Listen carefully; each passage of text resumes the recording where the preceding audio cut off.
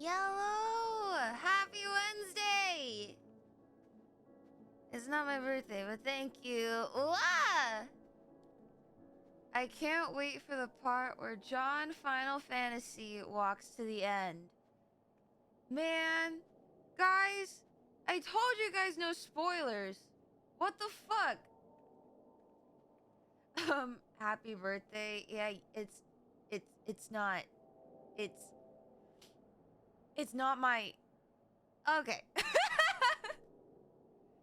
Hi guys. Today, God, I was talking to some friends earlier and they asked me where I was in MSQ and they were just like, "Wow. You're going to really get into it." And I was like, "What does that mean? What does any of that mean?"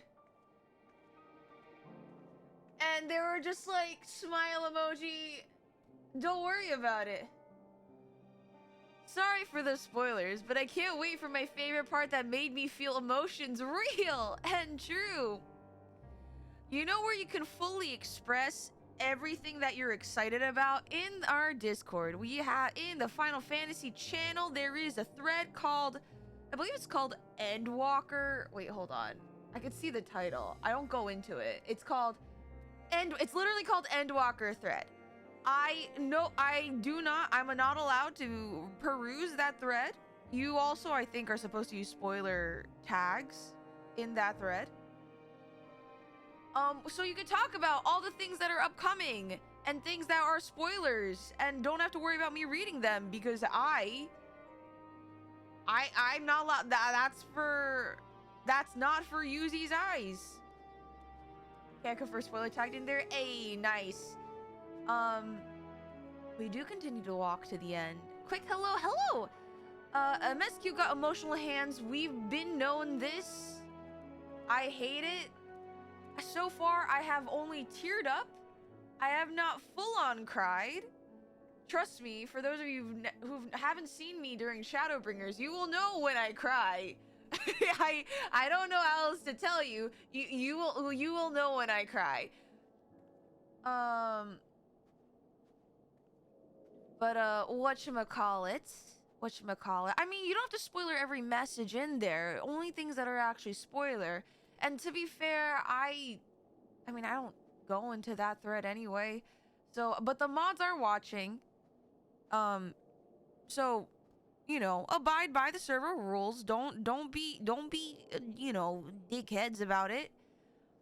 And I know some of you definitely got some bingo boxes checked off. I don't know if anyone has a bingo yet, but we have that going on. Let me do the bingo command if you don't have your own little board. But otherwise, yesterday we went to school.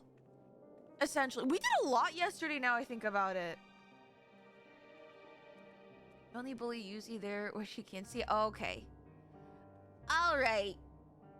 I mean, not really. We went to school and we went to war. Oh my god, it's like we're child soldiers, but we're not, because remember we don't commit war crimes except Garleans. Garleans apparently are very cool with child soldiers as long as the child soldiers are not Garlean. And we got to see cool new Legatus armor. I will say, I don't think I said it on stream. I think I've always never liked Garlean armor or Garlean Legatus armor, except for yesterday.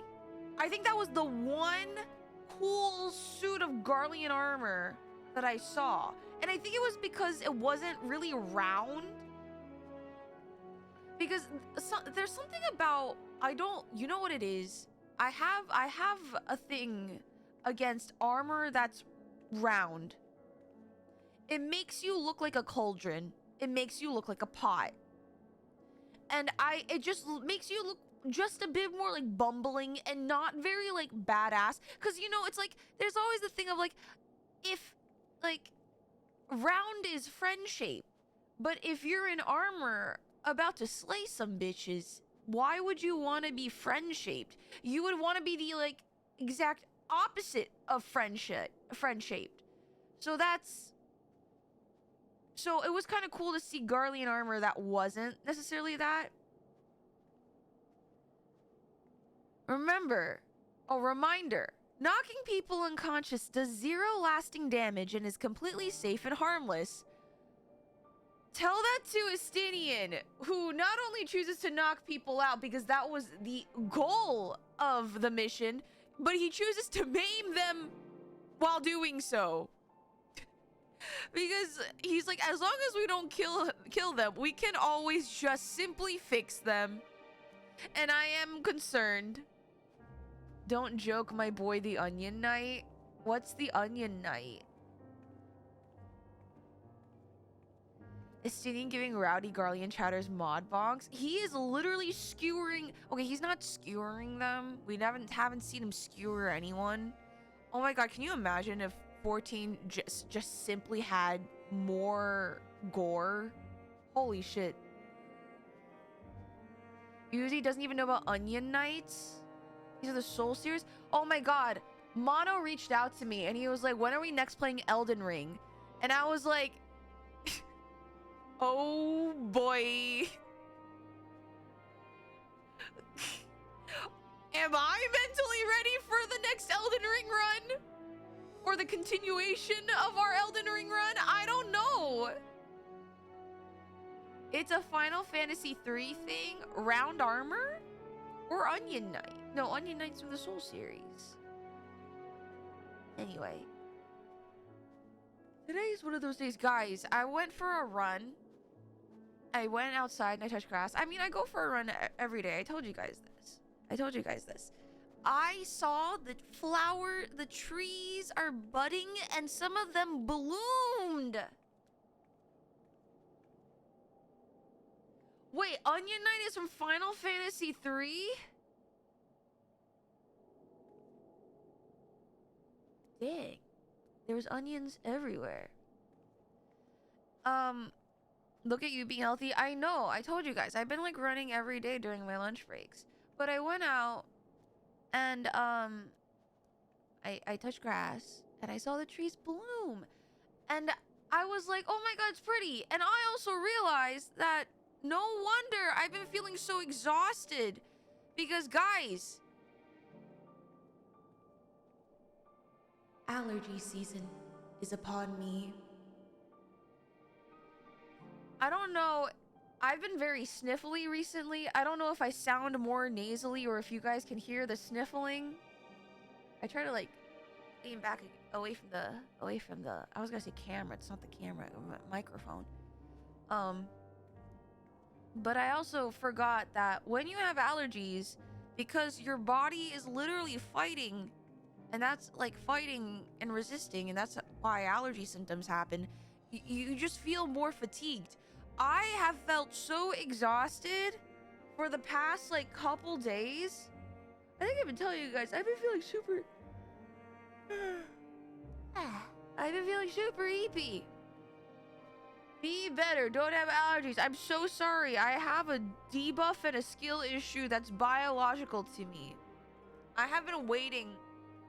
I will say, it used to be pretty bad when I was a kid, because when I was a kid, my eyes used to itch, like my nose would be running, I couldn't sleep because like my nose would be clogged, I'd be crying.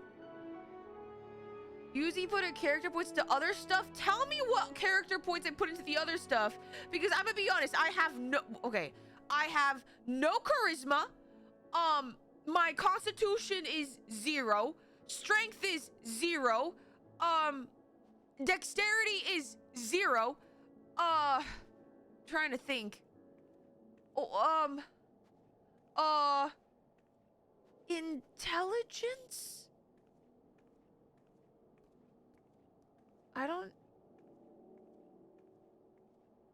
Usually put her skill points in good. No, I did it! Oh my gosh. I'm trying to think.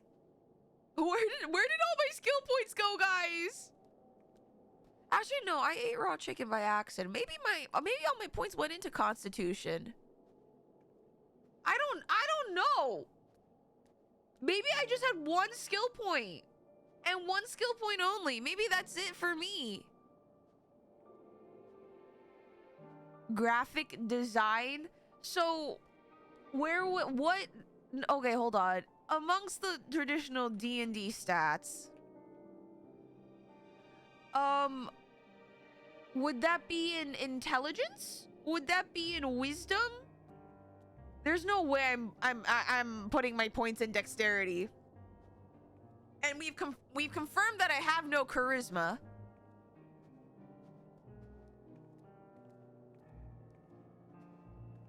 Oh my gosh, dude, what is with the triple yawn?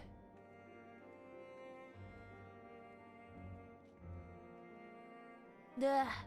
Anyway, so the plan today is super simple. What we're gonna do is we're gonna do the insanity board because upon reflection, we did a lot. We went to school and we went to war. We need to add all of that shit.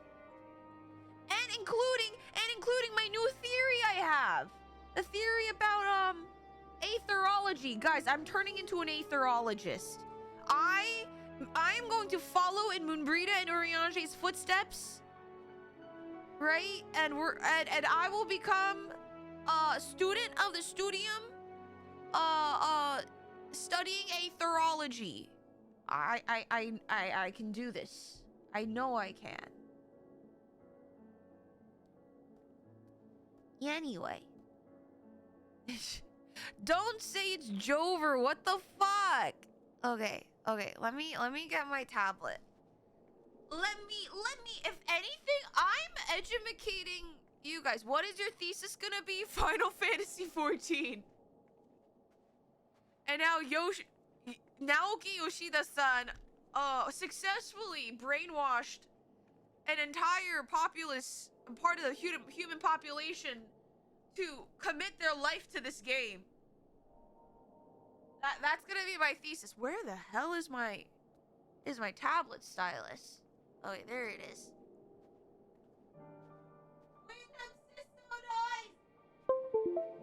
Wah. Alright. Alright, where is my mouse? Display. Wah. Endwalker. Insanity board. Open up that Clip Studio Paint. Awa wah. Awa. Awa awa. Awa wah wah. Wah.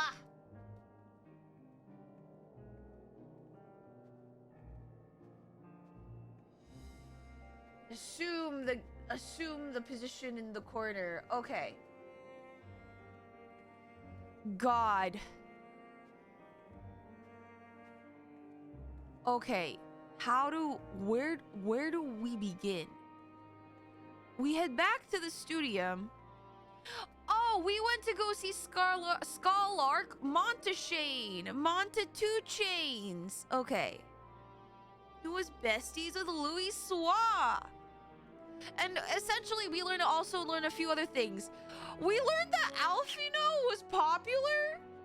Listen, I'm proud of my boy. But him having a cult following was not in my Shadowbringers bingo board if I had one. I am proud and confused. This was why it was so important for Carl to bully him. I can see now why. He needed someone to keep his ego in check. It gives a lot of context to his young little lordling behavior in ARR. It gave so much context, because here I was thinking he was just simply a spoiled brat. And it wasn't just that. He was literally like the pinnacle, like, put on a pedestal, everyone fawned over him student in all of the studium.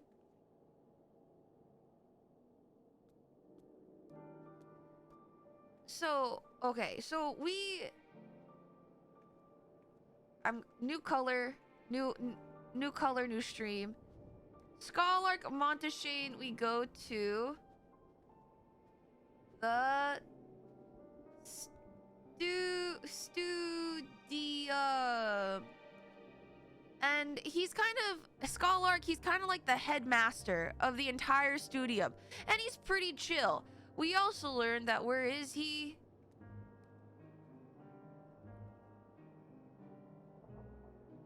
He is popular. He was very popular. Popular?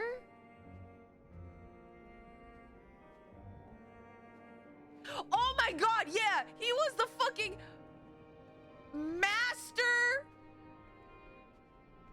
That took me the fuck out. He's the master debater. It's with an O. Localization team?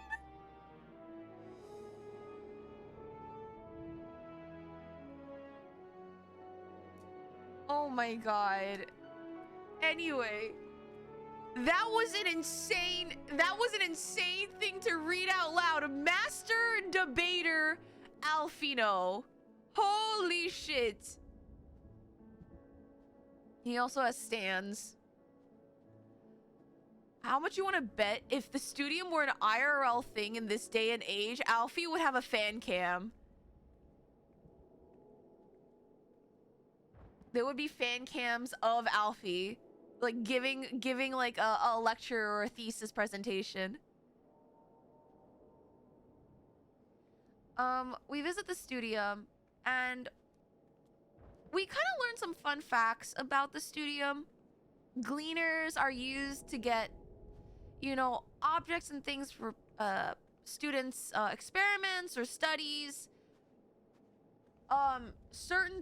There are not a lot of regulations, and so getting hurt for an experiment apparently is very common.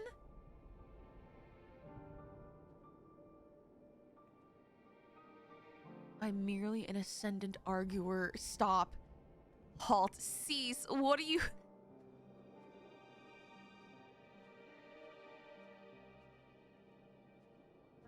Okay. So we're going to the Studium, but the most important thing is that Scholark Monteshane gives us essentially a lesson about aetherology. And let me put on my glasses. So because let me guys, it's okay guys. I got the notes from yesterday's lecture so that you don't have to. Okay? You just gotta make it different enough so that the Scholark doesn't notice, okay? So, we have a lesson on aetherology. So there are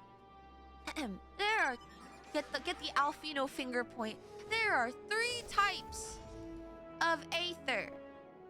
The first 2 are non-corporeal, which is of the soul, and that of memory.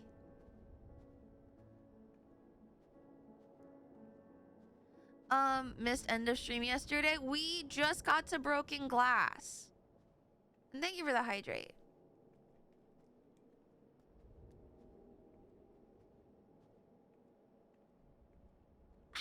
Anyway, so, and then the 3rd type is corporeal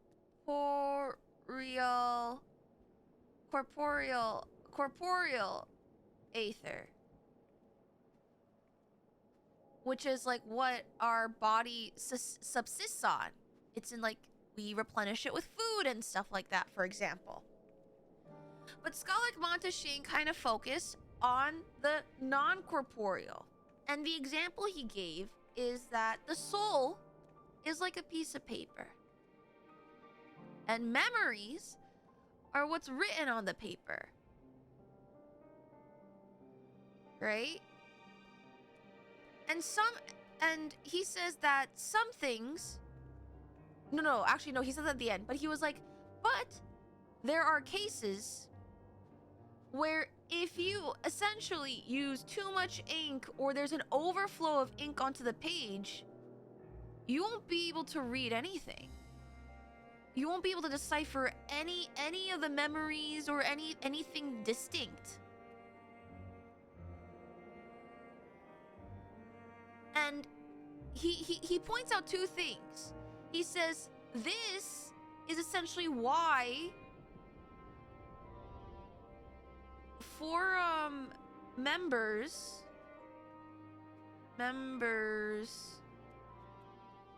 can't talk to about the duty TM. Even if they wanted to, apparently as soon as you join the forum, you are essentially under a spell of secrecy where this happens, where you are unable to speak to anyone outside the forum about this sacred duty or whatnot. And only by a forum majority are they allowed to speak of this to anyone else. And that's obviously going to be very difficult. So that's essentially what happens to forum members. They swear they don't do this to normal people, but it's kind of concerning that the forum has indeed have the power to mind wipe memories from people. That's a concern. They swear they didn't do it. Wait, I just had another thought. Oh, wait. Okay, wait. Okay, I'm putting a pin in that thought. Hold on. They swear they don't do it. But who's keeping them in check? We don't know. We have to take their word for it. So that's hella sus.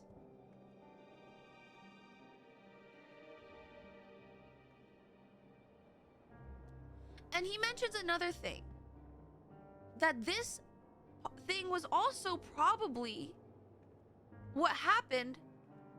I forget. Is it the 6th Umbral Calamity? The 8th? The 7th? It's post Bahamut. Post Bahamut. No one. Oh, it's 7th Umbral. Thank you. No one recalls Warriors of Light. 7th Umbral Calamity. And that's why no one can remember these Warriors of Light. All the way back in ARR, in the narration that essentially set us up, before we were even introduced, they said that no one could remember the Warriors of Light. Not their names, not their faces, nor what they did.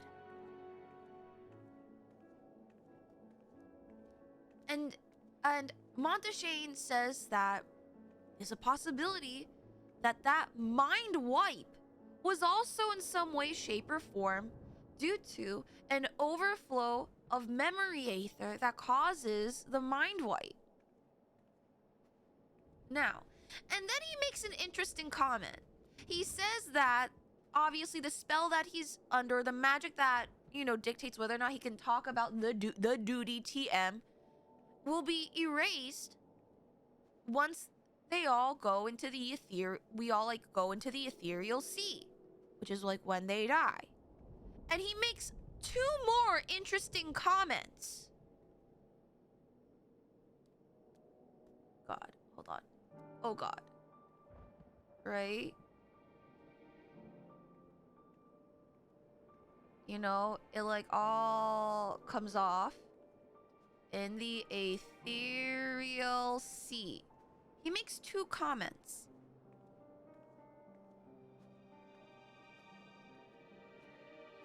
His first comment is in passing. He's like, some say there are things imprinted onto the soul that can't be removed even when that happens. Like some things some things are just simply permanently absolutely ingrained. This is the first school of thought he introduces. While another school of thought says that when everything goes into the ethereal sea, it's essentially ethereal soup.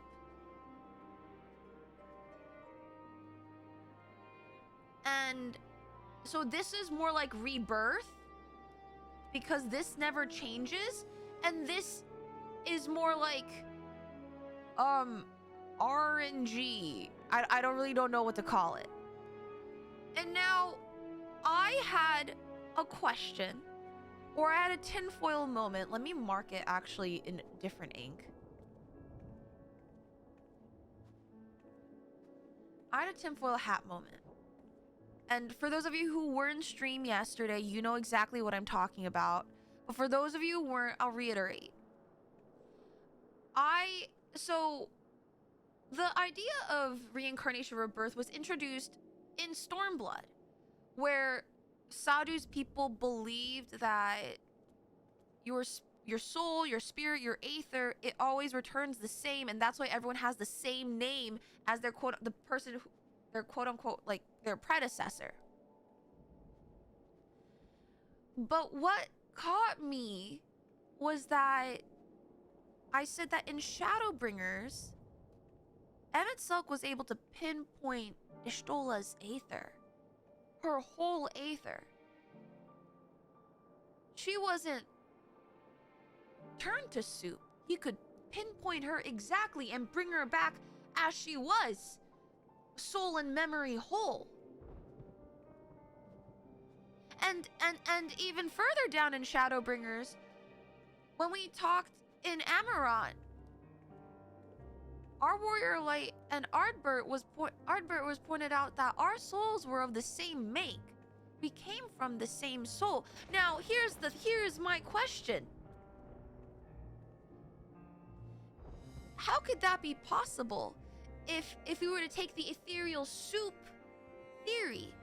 Because if everything becomes soup, and you stick a cup in it and pour out whatever you got, and that becomes a new creation, that wouldn't make sense. How could you consistently be able to identify someone's unique soul print?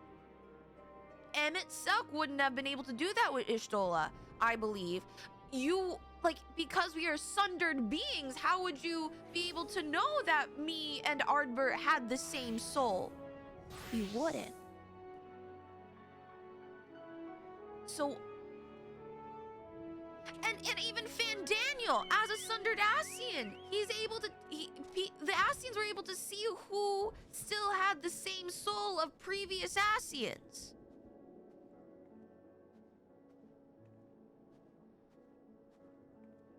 Wait, 14 is about 2. It always has. Everything's about soup. So these are my arguments. One, Ishtola pulled from Aether soup. These are my Exhibit A, Exhibit B, Warrior of Light plus Ardbert. Same soul. Like, how can you say we have the same soul? Unless you can't ever alter the soul. It's not soup. It's not soup.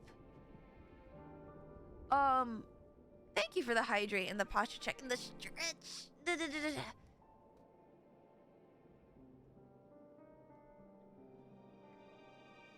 And the third is and the third example is sundered Ascians and their old seat.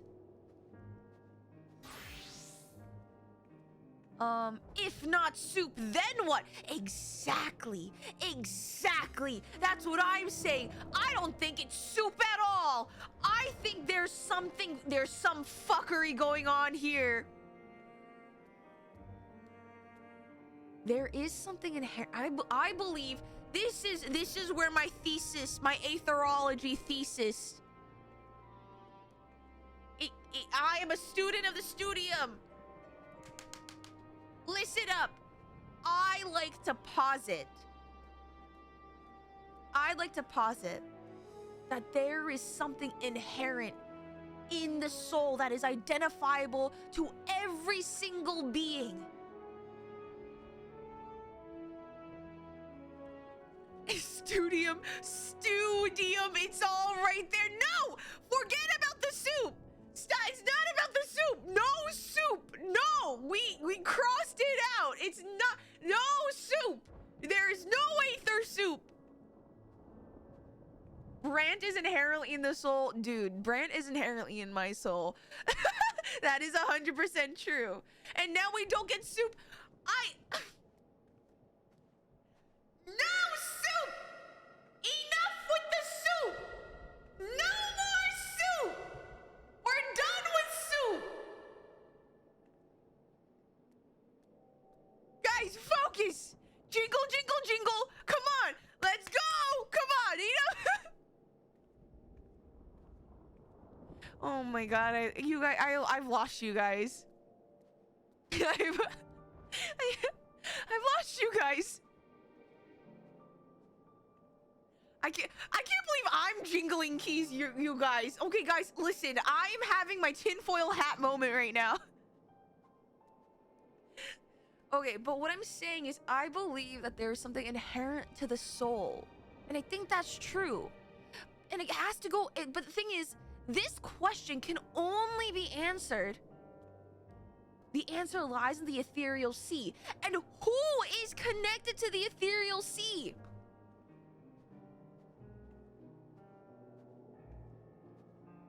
Where is she?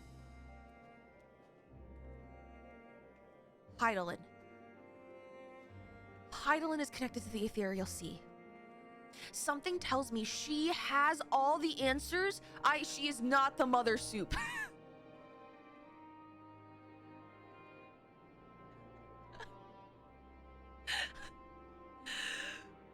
Okay, if we meet Heidelin, you guys can ask her if she has soup. But, oh my god, the mother soup. When we get there, you guys can ask whether or not Heidelin has soup. But she gets her power from the ethereal sea. She knows something. She and maybe any other Ascian who was at a time before this would know. Because if anything, they would have a much better idea than what we do. So, right now, all my answers have to be answered by Heidelin, but she's MIA right now. But anyway. So that was my tinfoil hat moment at the studio.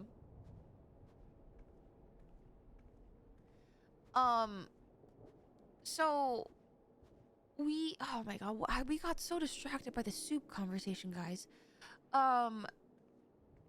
So Scholark Monteshane kind of is like, well, that's all I can tell you. Have fun with that. And I'm like, well, goddamn. And oh god, what happens after that? Literally, we get news. No, we essentially get the talismans, the Aether blocking talismans, and we ship them off to Eorzea, and they're going to essentially use it to storm Garlemald. And by storm, I mean help the Garlemald people, because there is a possibility of them being under, like, tempered. There it is. Oh wow, wait, hold on.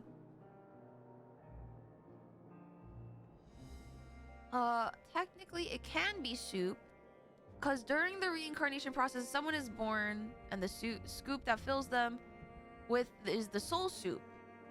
You're not fully gone, and that new being does not get all of you. They just get a little of you, Emmett, John, half a dozen hummingbirds, and some of Nidhogg.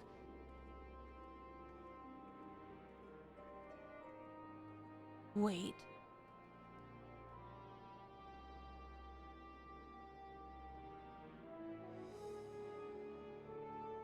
That kind of makes me think, okay, so say if sundered beings are like, I'm like 70% you know, someone, and Ardbird is like the, like a 20%. Where's the other 10% floating around? Is there a possibility that like I am like 10% whoever the fuck Fan Daniel was? It all comes back to soup. No, stop. We're gonna get soup locked. Stop. We're gonna get soup locked again. Some souls are just very strong and don't dissolve in the broth. That's just not a good broth then. The ocean is a soup. This is true. I'm 20% Ardbur on my mom's side. Stop!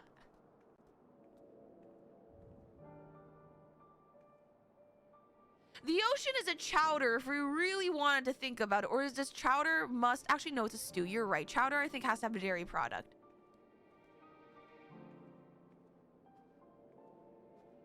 Can we... We're getting soup locked again. Stop. Stop. Okay, anyway. We go to... After the studium, we end up going to Alamigo, the Alamigan Quarter, for the, hold on, wait for it, Ilsa Bard Contingent. Oh my god, I hope I spelled that right. And essentially what this is essentially AKA, oh no, hold on, Avengers Endgame, where all of our friends essentially come together and say, hell yeah, we're gonna kick butt.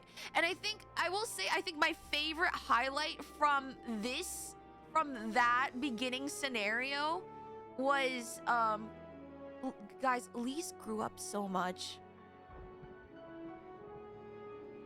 Lise, okay, I will make it very clear.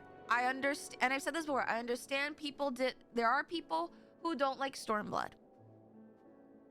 I understand, and I could see why. However, for me, my stream and my space, I really enjoyed Stormblood. I did. And I will say that, you know, very unapologetically, because for me, as a history nerd, as a lore nerd, and as someone who just deeply loves realism and characters, flaws and all, you know, I did enjoy it, and I enjoyed Lisa's development. However, seeing her and her point of view again during the Ilsabar contingent, it felt so gratifying to see how much she grew. And I'm gonna take like a couple minutes to say, because I don't know how long it's been from some of you who've played Stormblood, who last played through Stormblood. But I remember distinctly when Lise was first interacting with her people, the Alamigan people, she had no idea how to empathize or understand why people behave the way they do. Alamegans? Why aren't they fighting? That doesn't make sense. No, there's nuance. Understanding how deep oppression can drive a people group into just this overwhelming sense of hopelessness and then surrender. Like, and she had to learn that. She had to understand that, and to see her take up the Ilsabar contingent and be like, we're gonna try and help the Garlemald people. A lot of people we asked said no. Instead of saying, I don't get why they didn't say yes, it's the right thing to do, she said, I understand why they said no. I understand that despite, you know, at the end of the day, Garlemald citizens are people. It's hard to help a people group that essentially their government and their leaders hurt you in such a deep, deep way. Even though these citizens didn't directly hurt them, I understand why they said no. And that's okay.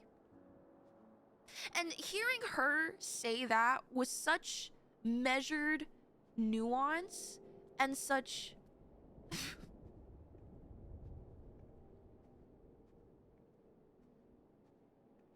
sorry, Evie, what the fuck? Why? Why are you guys still on the soup?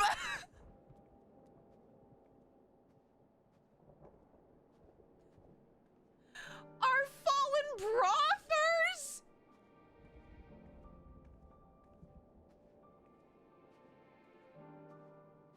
Oh my god. We're not having soup. There is no soup. No soup! Anyway, we are getting lost in the broth. That being said, we do, in this house, we love and respect Lise. This is absolutely true. This is 100% true. Fridola's arc was also pretty interesting to look at and dissect. No, everything in Stormblood was, I said this before, every major character in Stormblood, Hien, Lise, Fordola, they all mirrored each other in a crazy, crazy way of what happens when you are someone under imperial oppression, you were raised under that kind of system, and all the different, oh, and Yotsuyu, I forgot, Yotsuyu, like those four are all the different, essentially the different endings. But at the end of the day, they were all victims. They were all victims, right? And that's something that takes a lot of nuance to acknowledge and understand and accept. But back to the Ilsabar contingent, hearing Lise grow up and have such a measured response to those people, it made me feel so proud. Like, she was not the same girl who we brought in at the start of Stormblood. She was, at the start of Stormblood, she was young, immature, like, brash, she impatient, didn't understand.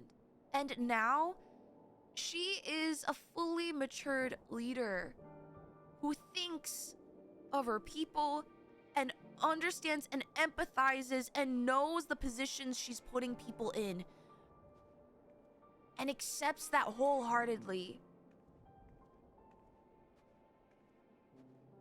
So that was such a highlight for me personally. I kind of teared up. The music also didn't help with that at all. And oh man, what else? There was like another moment. It wasn't just Lise. It was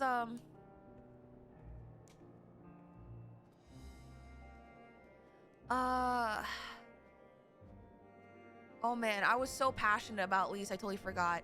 No, but I think that was such a story, like a thread that was so lovingly wrapped up by the 14 team that like she doesn't pop in the story often, but every now and then when she does, the 14 team just I feel like they're reassuring me that no, Lisa's still doing good. She's growing and she's learning. And look at her progress. Look at how much she's grown. And I'm like, hell yeah. The music takes no prisoners. No, 100%. People just literally cannot read or don't bother having empathy for her. I would say, I wouldn't necessarily say that people don't have empathy. I think, I will say this. I think for most people, Lise is a hard character to relate to. And this may be a sweeping generalization, but I think when it comes to video games or any story in general, people are looking for characters to relate to because that's the easiest point is relation, right?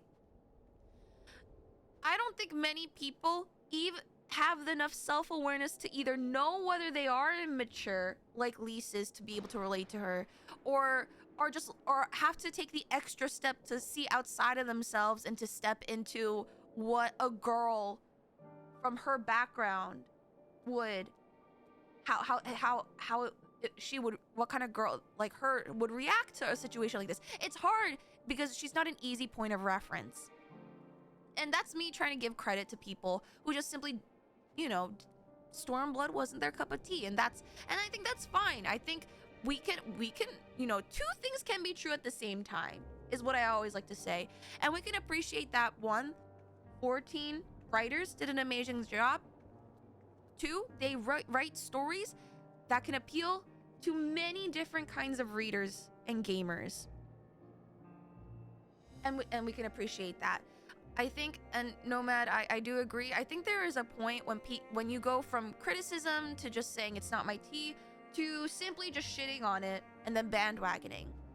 And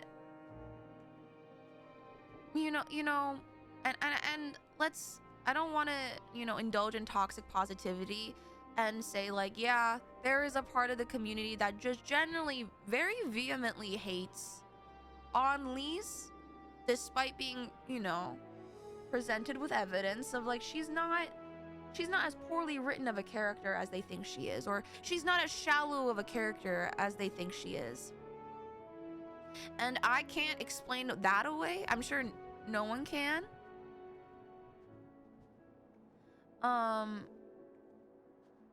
It was a bad bandwagon soup. I prefer this Eorzean soup. But I think, and I think this goes without saying, and this is my opinion with a lot of bandwagoning in general. Again, take my words with a grain of salt, because everything at the end of the day requires some degree of nuance. But bandwagoning is easy. Critical thinking, I don't think is hard, but does require energy. And people who appreciate the stories and media that they're consuming, the proper response is to do the due diligence and to fully to fully digest what is placed before you at every conceivable angle in order to really pay respect to what has been created. And if you say you are a fan and you deliberately choose not to do that, then I believe, personally, this is my personal opinion, that your opinion on the story that's being told should be held with a big block of salt. If you are not giving the piece of media due diligence, you know, and good faith when you're entering conversations about it, then it's like, are you truly a reliable opinion, an opinion holder on it?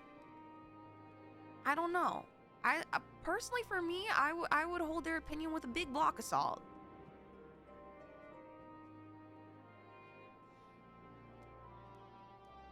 Take those opinions with enough salt to flavor a good broth. It all becomes a fucking soup to you guys in the end, doesn't it?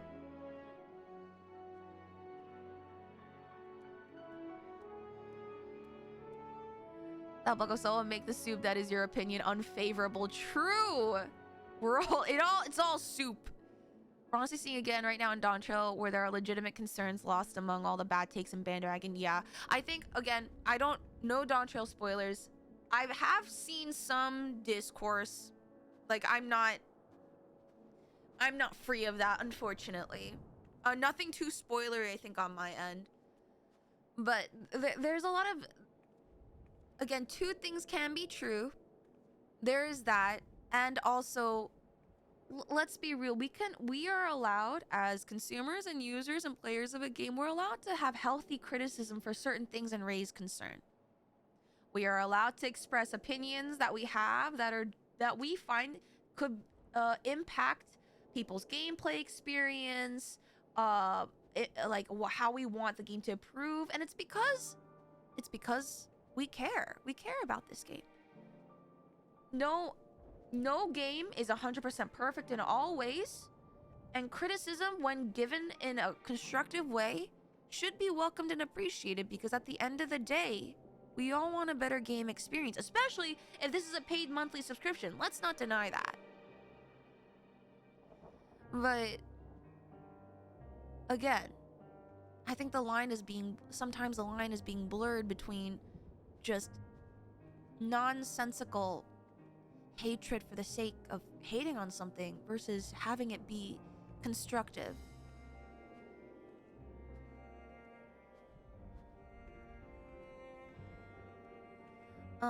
But again, this is me, a Sprout, who's only played for a year, and I haven't even gotten to Dawn Trail yet. So honestly, I understand that my opinion is so insignificant, and I don't have a stake in this game at all.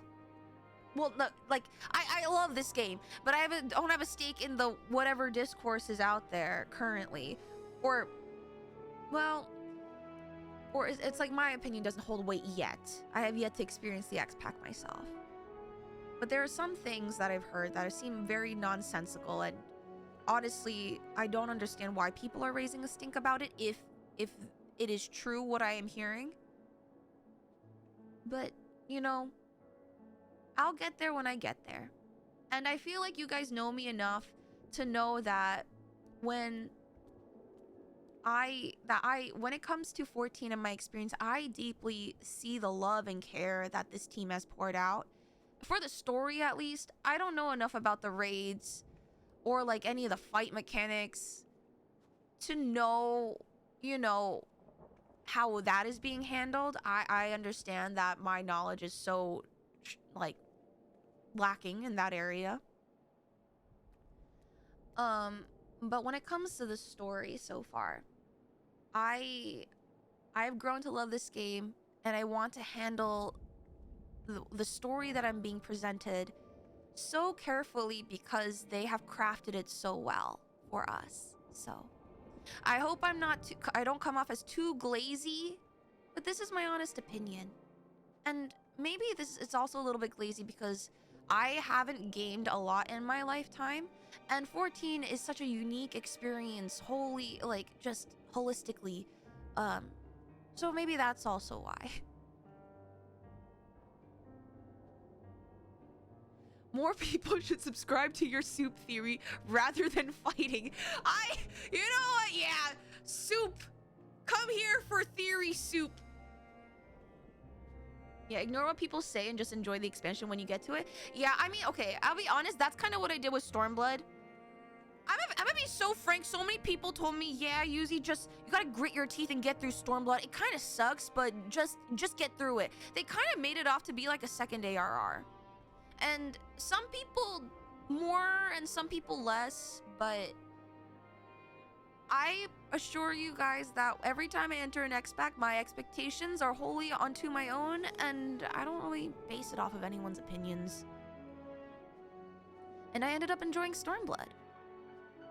Will I say it's better than Shadowbringers? No. But it has so many merits of its own, and it doesn't need... There's certain criticisms of it that I find to be a little bit off base. But that's just my opinion. Anyway, we shall continue.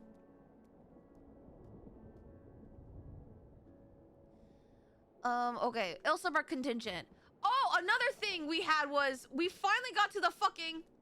This is Thancred. God. And also, I've never played a Metal Gear Solid game, but box?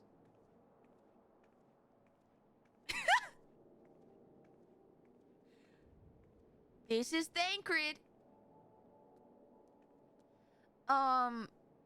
So, and that was interesting. And then eventually we get to Broken Glass.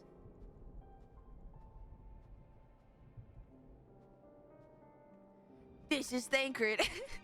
fan is this crit? All right, also at the top of every hour, we have run a 3-minute ad break. Thank you for allowing this stream to be pre-roll free so that new people who join the stream won't be hit with a wall of ads. If you are in ad jail, please make sure to stretch, get up, grab some water, you know, grab some snacks, because we're gonna start MSQ right after this, because I think this is where we ended, essentially speaking. And if you are free from ad jail, if you are sub to me and you're free from ad jail and you have my lovely, lovely emotes, you'll be hanging out with me. I will be hydrating myself, just getting ready, switching over the screens as preparing for the rest of MSQ tonight. We were talking soup. I mean, yes and no. Hell, this is soup cred. Who is it I'm allowing stream to be pre-roll free? Well, I run a 3-minute ad break at the top of every hour, and that's allowing stream to be pre-roll free. And honestly, I know Twitch. Okay, I know Twitch with ads, it kind of sucks, and I figured, like, if I try my best to stop what I'm doing every hour for 3 minutes so that people won't get slammed with ads randomly, I feel like that's just honestly the best option. So thank you guys for, like, either subbing or just sitting through the ad break. I try to make it as tolerable as possible. So yeah, thank you guys for just being patient and dealing with that. What if they are soup ads? Then I don't know, man. It's fucking soup. I should get a soup sponsorship. Campbell, please sponsor me. I will have a soup stream if you do. Yeah, stand up, stretch, get your hydration. Some of you guys have been sitting on your ass for like 4 hours. Stretch, touch your toes. How many? You know, it's very good for you to actually, maybe I should. You know what? Maybe today's the day I'm gonna use my standing desk for stream. Okay, I'm moving my stream desk. I'm making it standing. I'm standing now, guys. Yeah. Yeah, but it's good for you to stretch, you know, to limber up your limbs. Like, okay, it's been a minute since I stretched, and I remember I used to be able to put my palms of my hands on the floor when I was in university. I tried doing that today, and like I felt like my back just stretched, not like in a pain, like oh I pulled something, but it was just like oh, that's a little bit more tight than I remember. And I was like, man, I gotta practice stretching.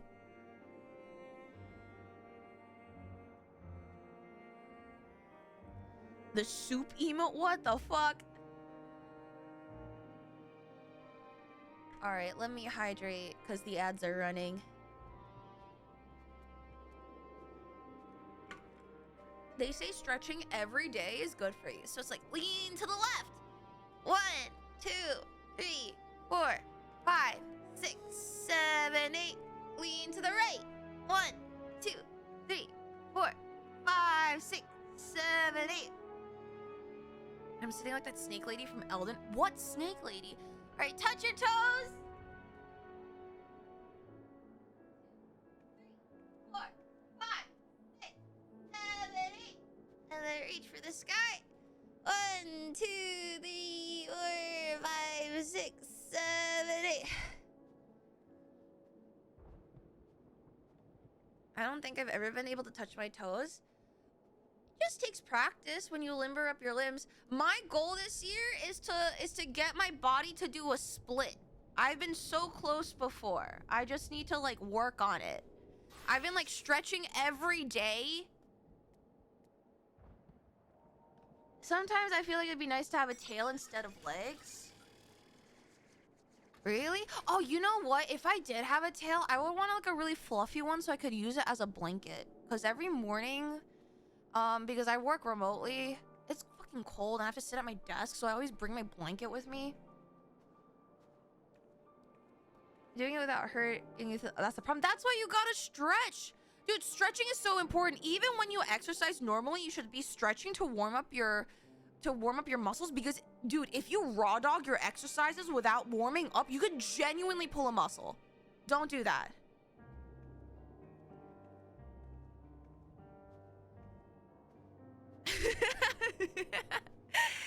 You guys gotta stretch. I'm gonna drink more water actually now.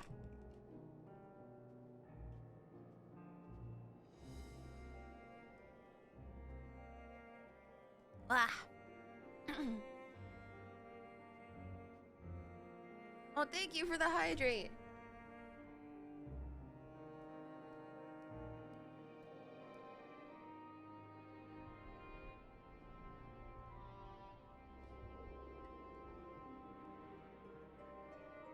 Ugh. Yeah! Congrats on touching your toes. Also, welcome back, guys. Okay. Are we ready to continue our walking to the end?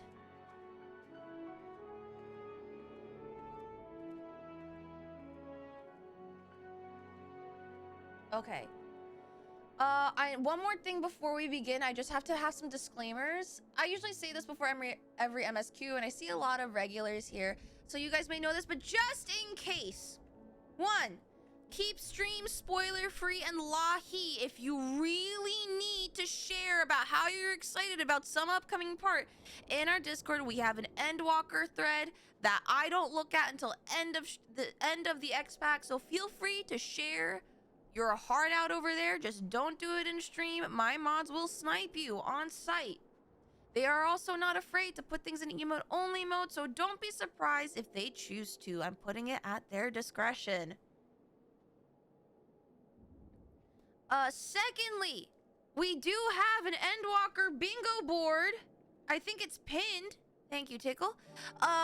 For those of you who already have a bingo board going, you can, I think it's saved. You should save your URL for that one, but a new one should generate if you don't have one, and follow along.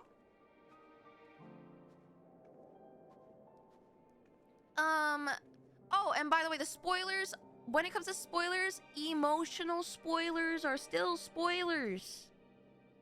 Let me say that again. Emotional spoilers are still spoilers. Even though it may not be content related, you saying things like, for example, oh my god, the next part really made me cry. That still builds anticipation tells me what kind of thing I should expect, and that kind of spoils it.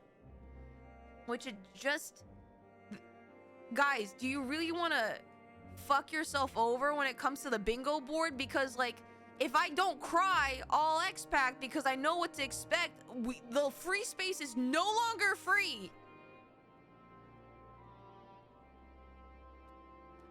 Smilers is okay because y'all just smile at anything at this point.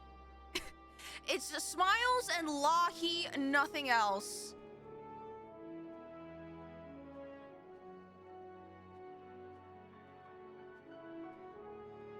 Yeah, smiles, lahi. If you are worried something may be a spoiler, I would simply don't. And if you think, you know, I'm sure people will be in the Discord in the Endwalker specific thread, so you guys can talk about it amongst yourself. So smilers and lahi are pretty safe. Anything else? You know, just please use your common sense, even though it's uncommon. I would like to believe, and I trust my community, that we are very, very, you know, thoughtful and empathetic and intelligent, and are able to use some critical thinking. I believe in you guys. You guys can do it. Third, I am on Kukulane on Dynamis, on Kuchilane. You guys, I do allow people to follow me along in my journey as long as you guys don't break immersion and be annoying about it. And you guys have been doing great so far. So by all means, you know, are welcome again as long as you don't break immersion. Thank you. I think, is that everything? And if I come across a dungeon in a trial, you guys are more than welcome to join me at that case. You know? Make sure you wear your cold clothes. Yeah, we're in Garlemald, man. It's fucking freezing. Critical thinking, but usually we fail all the mechanics during fights. I don't. Most of the time, no, I don't. I do. It's okay. We'll do it together. All right. Are you sure you don't want to do dungeons with your husband, Uriange? I've decided that when it comes to trust, because I'm playing tank, it goes a little bit slower for me. And I also have a tendency to want to do big pulls. So not that I don't trust Urianger, I don't trust the trust system. Thank you for the hydrate and posture check.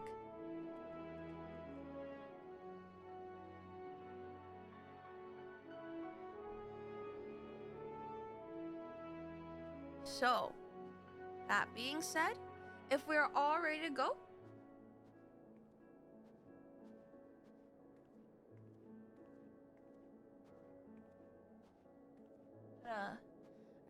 we're gonna go ahead and start.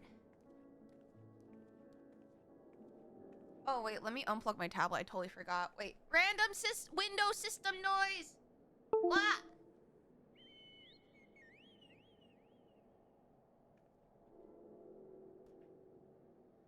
All right, are we ready? Ooh, it's weird standing for stream. Maybe if I like it, maybe I'll just keep on doing this more often. All right. Also, hi Nomad. We are in the middle of a quest, I believe it's called. No, Frosty Reception. We are in Garlemald in Broken Glass. I will say, this Aetherite is not the prettiest, but I love how it's like purple colored.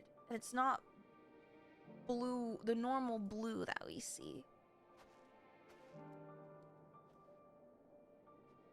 Okay.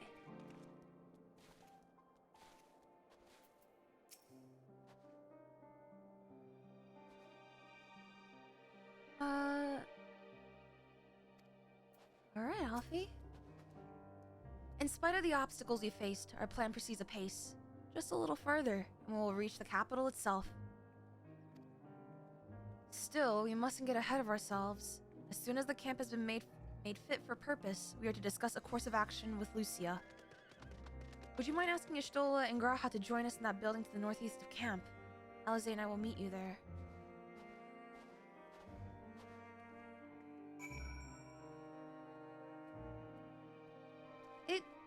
I guess it does kind of look like it's cobbled together a little bit.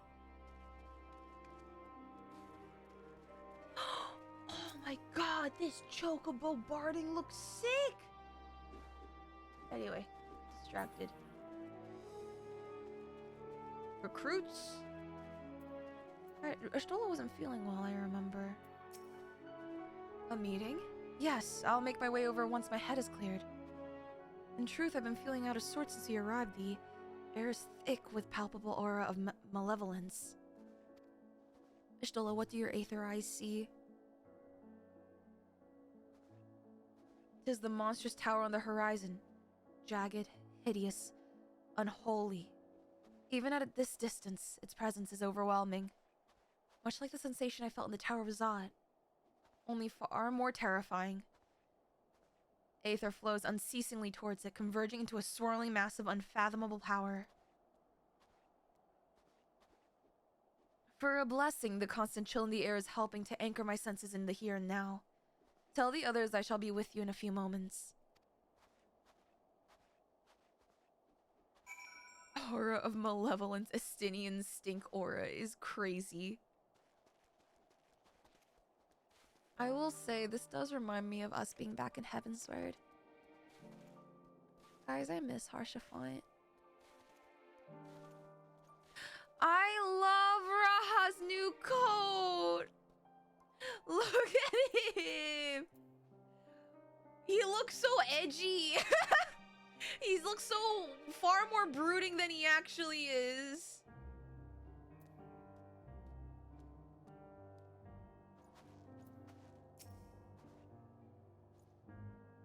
You will be pleased to know most of the tempered have been quartered inside the nearby buildings and are receiving treatment as we speak. I do, however, feel no small amount of guilt for commandeering civilian homes. The occupants may be long gone, but everything is exactly as they left it. Considering the length of time that has clearly passed since, one would expect to find them ransacked. Strangely, there are no signs of anything having been stolen. That's because they were brainwashed, bro. Everyone here. It's possible that everyone fled at the first sign of trouble, though it seems to me they left far too many useful possessions behind. Although there is no conclusive evidence, I strongly suspect they were tempered. Sorry, I was Merely thinking aloud. You mentioned a meeting? I'll make my way there.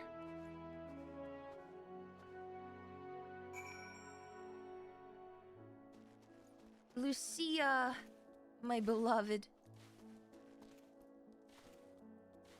This really does remind me of Heavensward. A smile does better suit a hero.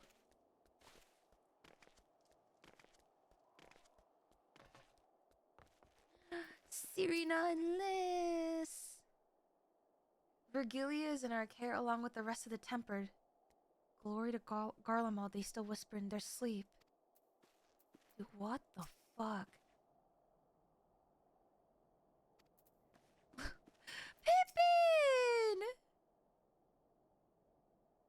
Must be ready to move them swiftly to a safer location. Sickard? Anyone what can spare me spare a swig of rum? You are not asking a child for alcohol.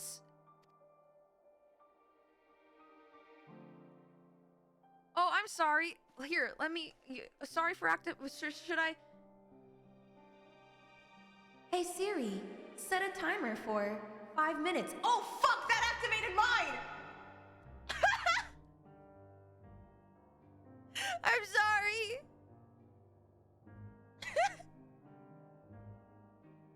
Hey Alexa. I didn't mean it, I swear. Hoist by your own petard. Your petard. Oh my gosh. Hippie haters, leave the stream right now. That's what I'm saying. Wait, did it set a timer for it? No, we're so good. We're so back. It's fine. We're clear. We're good to go.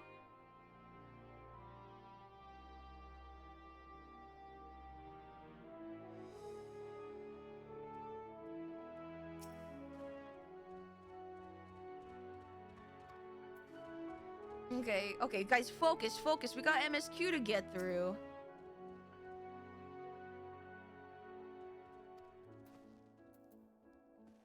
He's Pajali, the age slower. Okay, so is Pajali just a separate race?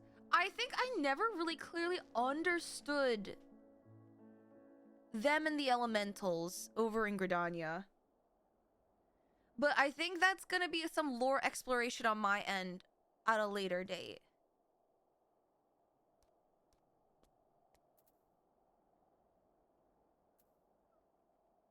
Alright, here we go. Hi, Lucia. Thank you for informing the others of our meeting. When everyone is here, we will begin. Cutscene.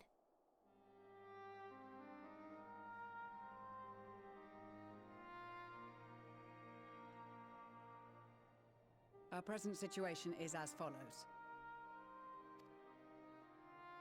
Efforts to aid the people of Garlemald have begun in earnest. Moreover, having entered into the capital, the Imperial Palace is within our reach. But before we proceed further, we must learn what has befallen this city. For therein lies the key to understanding and combating the Telophoroid's designs.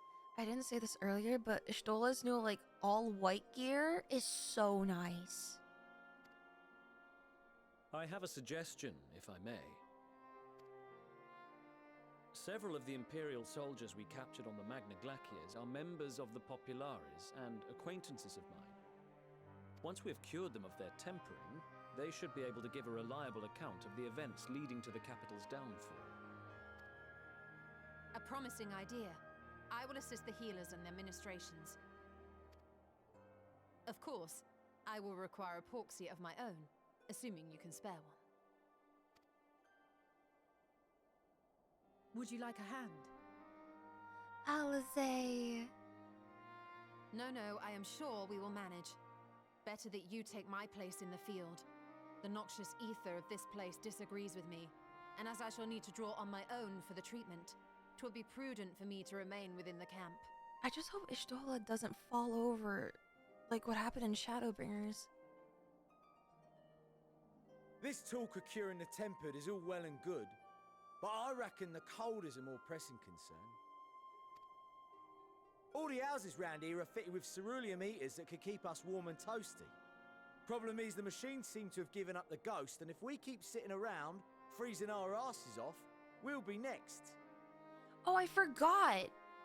Emperor Solus, the genius, introduced ceruleum use and magitech to the Garlemald people. How quickly he rose from the ranks. I wonder where he's gonna go with that story. Our dear friend Emmett. My smiths reckon that with the right parts, they can have them working again, but it won't be easy. Understood. The machinist will assist them in the repairs.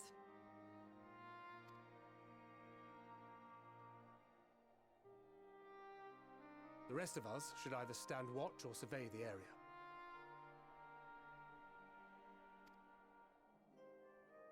We've made our presence known to the Telophroi. They will be searching for us, if they have not already ascertained our position.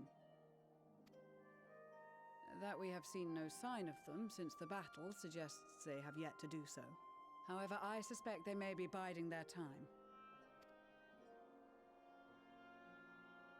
Or perhaps we are beneath their notice.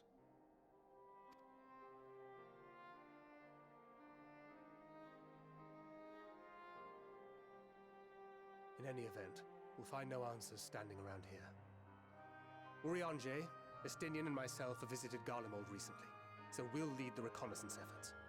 Perhaps bolstered by a few Bosnian and Dalmatian scouts from my previous excursion for good measure. Man, the boys are having a boys' night again.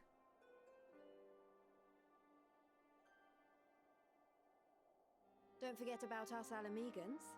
We have experienced scouts of our own. Well now, this is turning out to be a rather sizable team.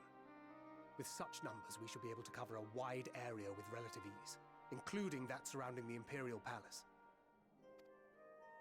How about you, Graha? I have a feeling we'll find a use or two for that vanishing spell of yours. Twould be my honor to be of service, though I doubt that you of all people need rely on my tricks. That's our boy! That's our boy! That leaves us with guard duty. Fun. As a matter of fact, I have something else in mind for the two of you and Alphino. Oh? Between here and the center of the capital lies the Eblan Rhine. I would have you search the area for survivors. Your keen sense of direction, honed in your extensive travels, should prove useful in navigating the ice fields. Oh my god, my sense of direction is ass, but okay.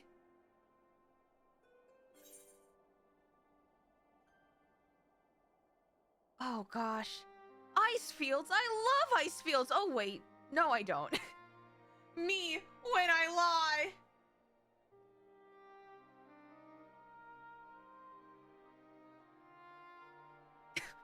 Okay, here's the thing. If it were me in person, I would be like, oh my god, ice fields? I love ice fields!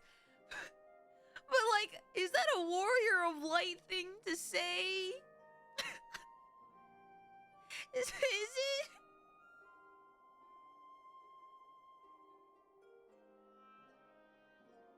I mean, I know, but like, me and my goofy ass. Ice fields? I love ice fields! Oh, wait. No, I don't. As ever, you do not want for enthusiasm. But given your experience traipsing about through Kurthus, I should be surprised if you let a little inclement weather dampen your redoubtable spirits. Stink eye. I'm sorry. I won't goof off again.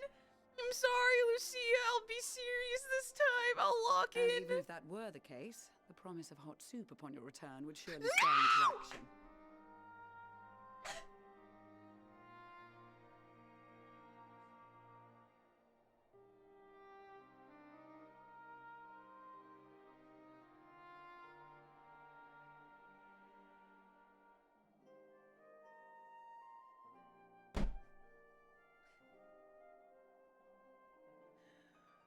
Why is it everywhere?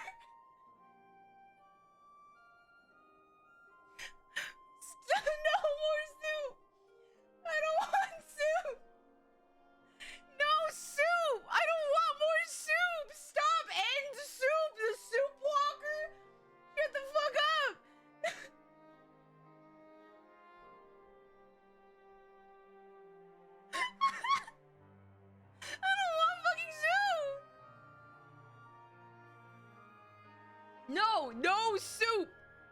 No soup. No soup. Stop it, guys. Focus. We got MSQ. We got MSQ, guys. What does that stand for? Main story quest. Okay, focus up. This is supposed to be the main story.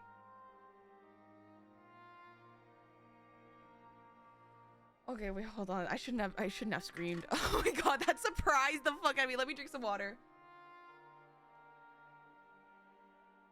Mainly soup I hate you.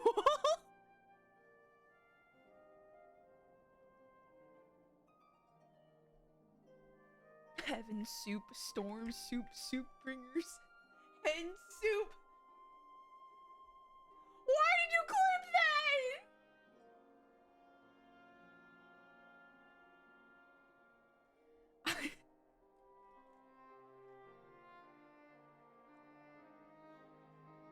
There's so much context that's lacking there. Oh my god. Actually, that's probably what you want.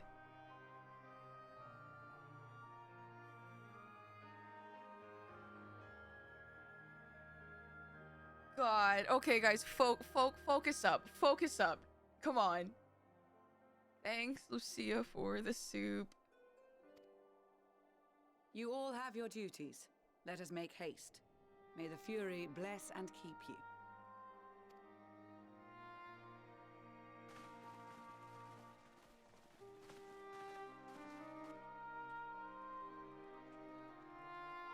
God, Urianger's back in his Heavensward snuggie. I can't.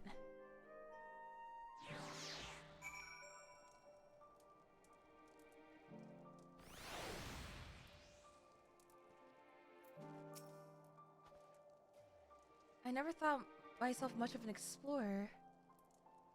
Though I suppose my adventures have taken me to all sorts of strange and distant places. With that in mind, traversing an ice field should be a simple feat.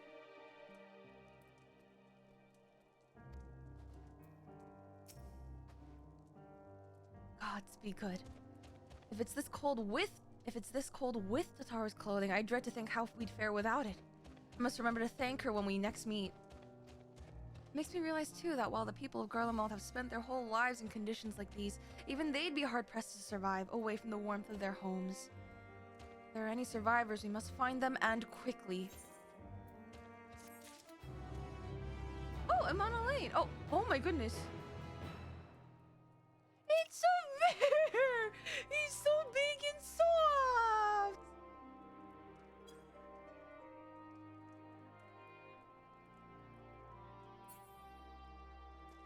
It's the Coca-Cola bear. It really do be. Oh, hello? Oh.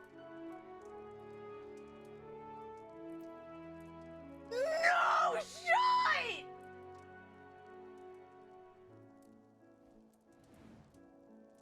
Glory be soup! This stew, consisting of lentils and chestnuts boiled in red wine, derives its name from Garlean soldiers singing the praises of Emperor Solus, who shared a warm meal with them after a round of military exercise one chilly night. Are you saying this soup is named after what is essentially glazing Solus? Emmett fucking Selk? Do not ask for a soup emote. We're not having one. This is an anti-soup stream, actually.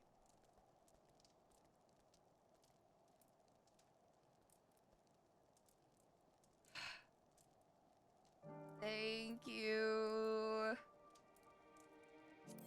Thank you for soup.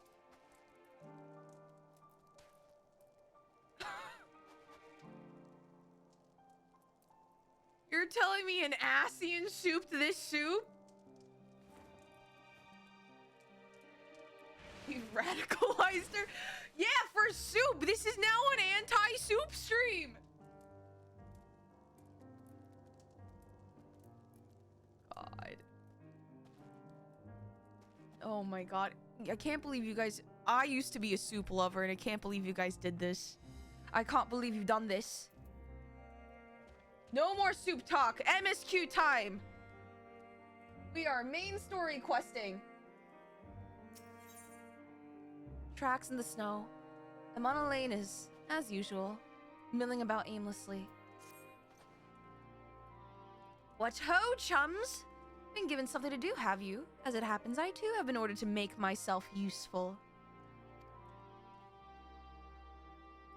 Sounds like a rather tall order. Since you asked, we're to scour the Eblon Rime for survivors. What? Wander around ice fields on the off chance you'll find someone? It'd take forever to finish the job without the benefit of my expertise, or more specifically, my telescope. Come, friends, I know just the spot to begin our search. You know what? That may actually be useful. I'll probably regret this, but we may as well humor. We are now playing babysitter, aren't we?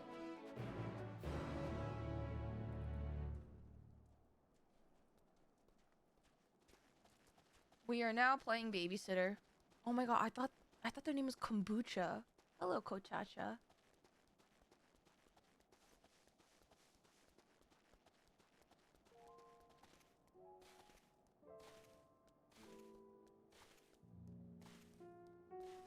Wait, I can do this. Oh wait, I'm in a new location. I gotta southeast. Oh my god, minty fresh. Minty fresh.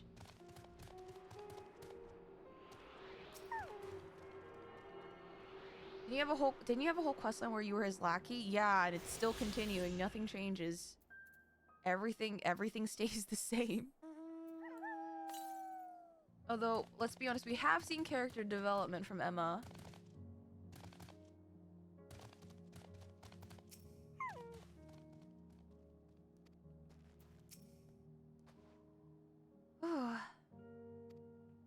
Alright, Emma, what does your telescopic eye see?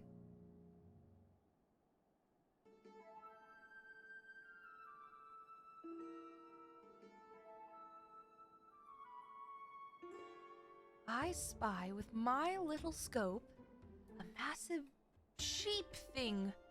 Maybe it's a cow? Not what we're after either way. Is that an ether current? Ah, no, just a wind sprite. Other than that, it's all snow, snow, snow, but lo, what do I see o'er yon hillock? Hillock? There's no of course it's a girl!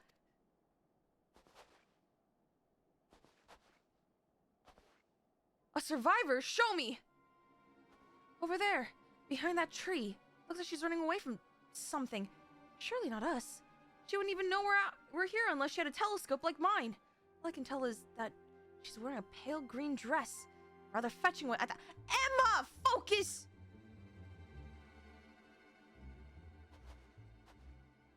She'll be long gone by the time we get anywhere near her. We should be able to follow her footprints. I'll let Lucia know where you're heading. Oh, and take these warming tinctures with you. Oh, guys, shout out to Monster Hunter for a hot drink. That's actually very thoughtful, thank you, but will you need some for yourself? No, I'll be fine. As a man of chivalry, my honor demands I do no less, and lest we forget the very reason we're here is to protect those in need. Oh, wait, Emma, look at you. Now go, Godspeed.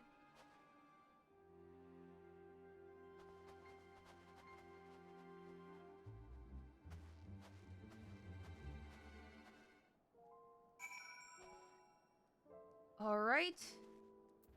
Off we go.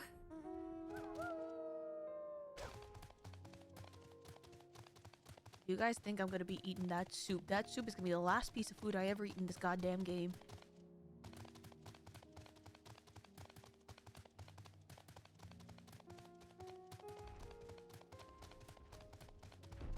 Guys, there's only one. That was only one step of footprints. That was when the Warrior of Light carried you.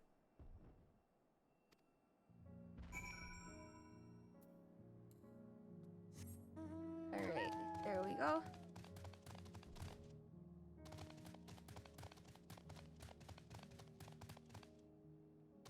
Man, what the fuck is that? Also, Oh my god. God, this really is Heaven's Word all over again. Normal things in the tundra. Yeah, Siberia be Siberia-ing. Led towards the building.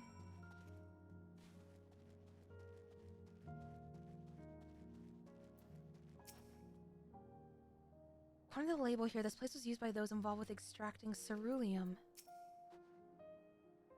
Getting closer, I'm sure of it. At first we thought she'd gone inside the building, but the door doesn't look to have been open in some time. She might still be nearby, so we'll keep looking around here. Then again, it's also possible that she ran right past this place. Would you mind searching up ahead?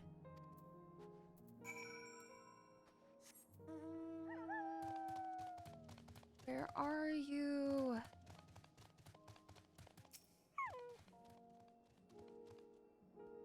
Ceruleum. Wait, what the fuck is that? Is that like a train system? Oh, this is taking forever.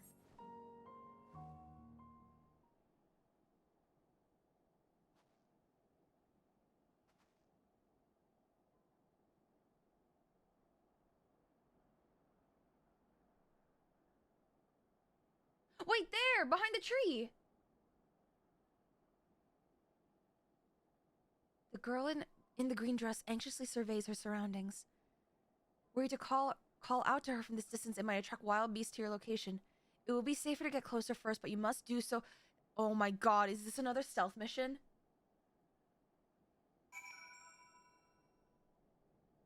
Please don't tell me. Follow the girl from a safe distance. The appearance of yellow turning indicators signify that she will detect you when turning around, and make sure to use cover such as rocks to approach her without being seen. Oh god.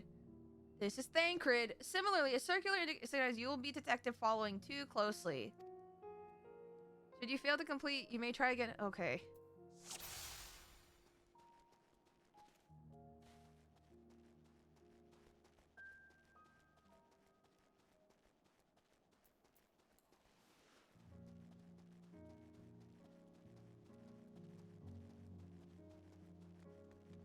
Are you gonna turn around?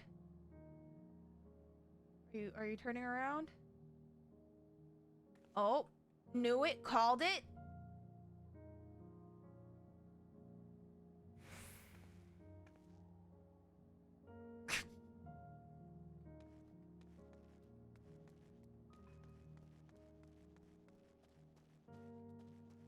Probably shouldn't be attracting monsters. Oh god. I do not like those noises. Oh god.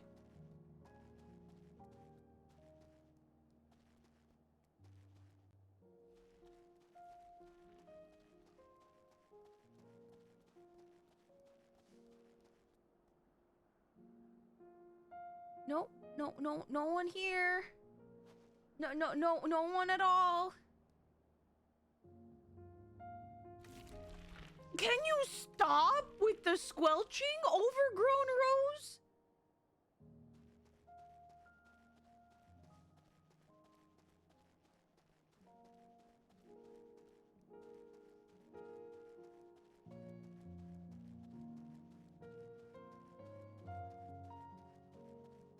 Wow, what a conveniently placed rock over here.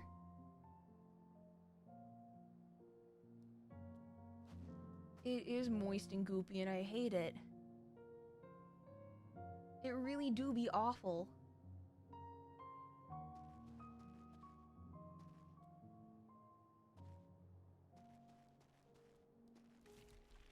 Ugh.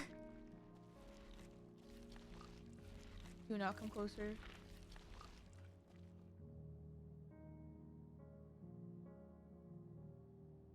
Where are you taking us? Is this like... Is this a highway? Is it a sewage system? They're all depending on me. Who are you talking to? We're talking about... Okay. I hate the goop. I hate the goop.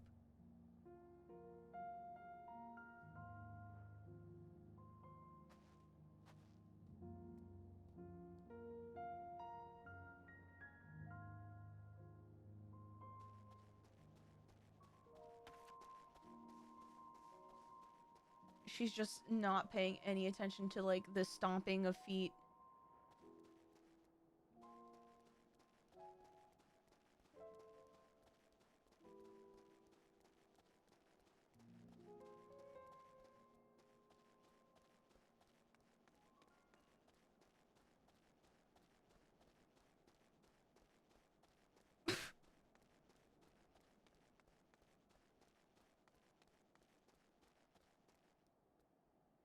We did it! She's right behind me, isn't she? Hello?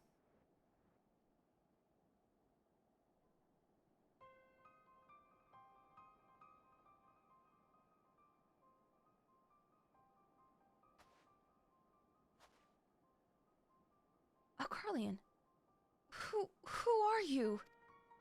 Stay back. This house is packed with explosives. Take another step and I'll blow this place sky high. Please, we just want to talk.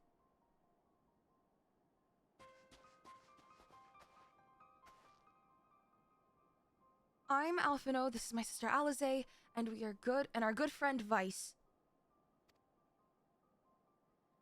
We have no intention of hurting or taking anything from you or anyone else. I give you my word. We and our comrades have come to provide aid to the people of Garlemald. Oh, wow, we're just gonna get hit with racism! Aid? You savages are the ones responsible for all of this! You did this to us! We didn't, I promise you. One of the other reasons we came was to find out what happened here, in fact. The Telafroi are the ones to blame. They're the ones who laid waste to Garlemald, and they won't stop until they destroy the entire world. They're the enemy. Our enemy. On the way, we encountered Imperial soldiers who've been made their thralls. Those poor souls are now in our care, and we are striving to cure them of their affliction. You're the first person we've met who wasn't already enslaved. How were you able to escape the Telafroi's influence? Are there any others like you? I'm sorry, I didn't mean to overwhelm you. Let's start with introductions. Can you tell me your name?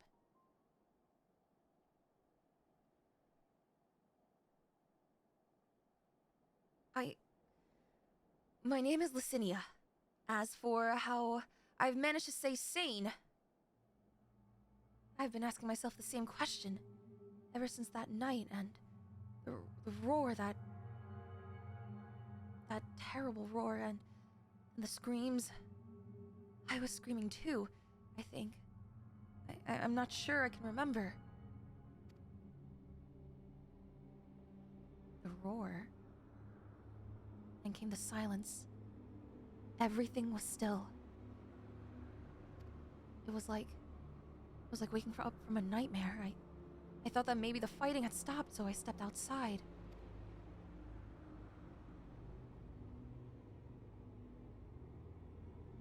If your hells are real, I saw one that day.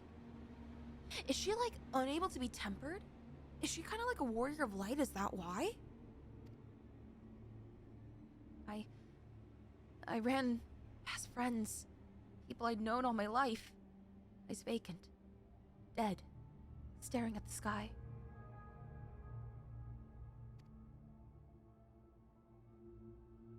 Others were mad and violent. I saw them struggle with soldiers, but didn't stay to watch. I fled as far as my legs would take me.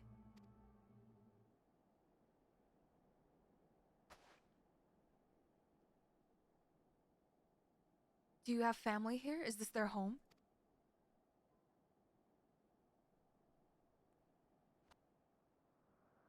No, this is Victor's spoils. A mansion for retired soldiers, or it was, but now me and a few others are, borrowing it. Your what? As for the explosives, I was making that up. I just wanted to keep everyone else safe, and I didn't know if you were... The truth is our supplies are running low. You said you're here to help. Can you? Of course, whatever assistance we can provide, we will. Thank you. I'd better tell the others first, though. Wait here. Well, you know, despite the racism jump scare, that was pretty okay. But if she's not tempered, then she has to be blessed with the light. This is everyone. Licinia says you can be trusted, but these are desperate times. We'd be fools to let foreign troops into our home. Having said that, were you to provide us with means of heating the place as a sign of goodwill, perhaps we can take you at your word. If that is too much to ask, then leave us be. Time to put my firewood gathering skills to use. Could you provide the spark with a little magic, Alisaie? Oh, that's right, Garleans don't have aether manipulation. We'll have a fire burning in no time. May we build it under that gazebo. The what? Oh, you mean the bower. Yes. Do as you will.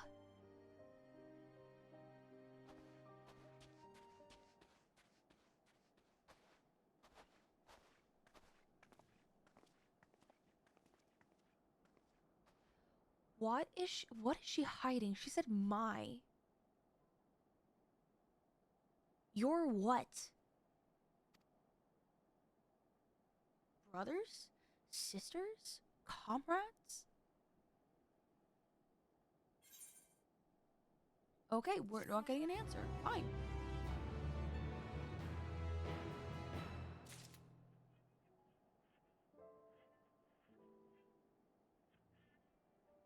Am I hearing a radio?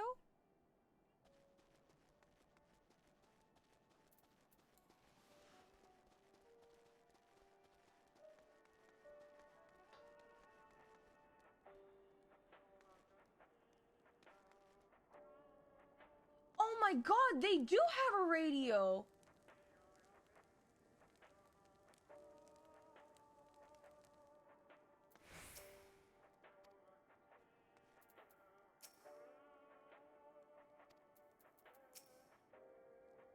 Wait, none of them are tempered either! How are they not tempered?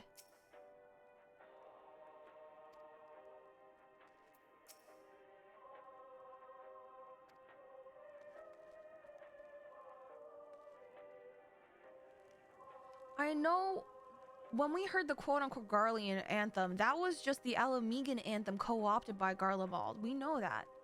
What is this song?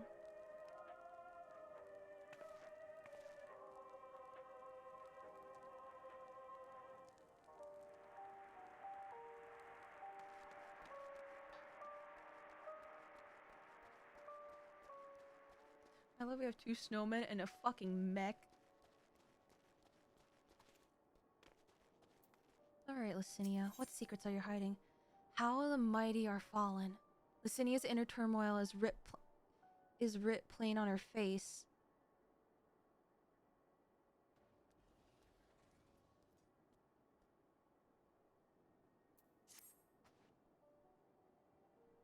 Sorry, I'm still finding it hard to come to terms with all that's happened.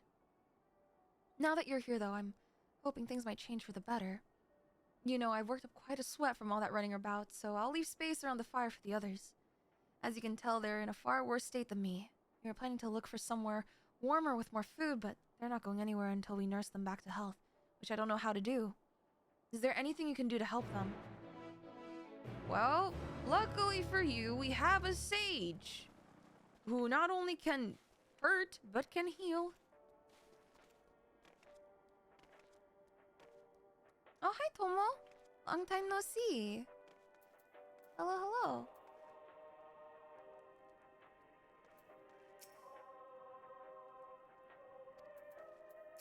Dude, the music's fucking haunted. Not haunted, haunting. That's what I meant. That's what I meant. What the fuck do you mean I hate you? Huh? What? When have I ever said that?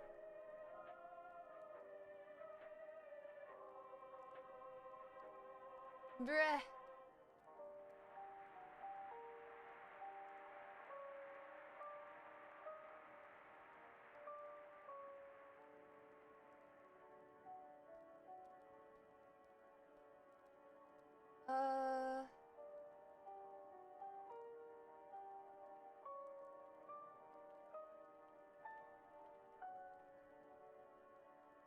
Is tomomasu soup? No, tomo is not soup. I can treat their frostbite and their wounds, but it'll take time for the fire to do its work.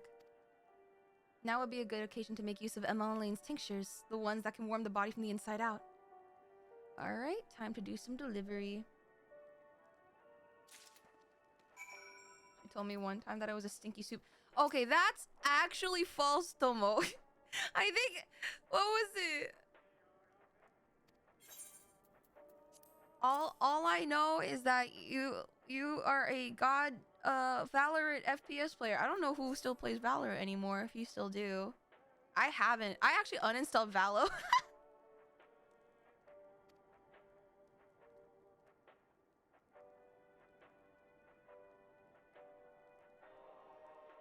Oh gosh. Few buildings still standing offer no more than meager protection from the wind and snow. Food protection, water purification, the magitech that sustained us has come to a grinding halt. What machina that remains operational cannot be run for lack of ceruleum? Of course, cerulean ingots is full of this stuff. For all the good it does us. No one here knows the first thing about extraction or refinement. Well, we have Sid Garland. Reignite your flames of valor. Nah, man. I'm so Marvel rival pilled. It's not even funny. It was like, okay, so it was like Valorant. Then I had my Apex moment. Then Overwatch. Then I went back to Apex. Then Overwatch again. And then Marvel Rivals. And now I'm just Marvel rival pilled. I cannot go back to Riot Games. No, no, no, no. That era is over.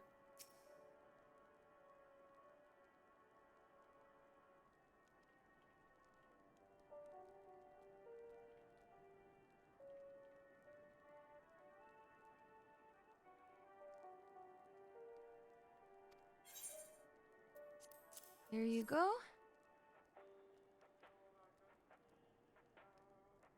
Is it poison by any chance? Bro, I am giving you medicine.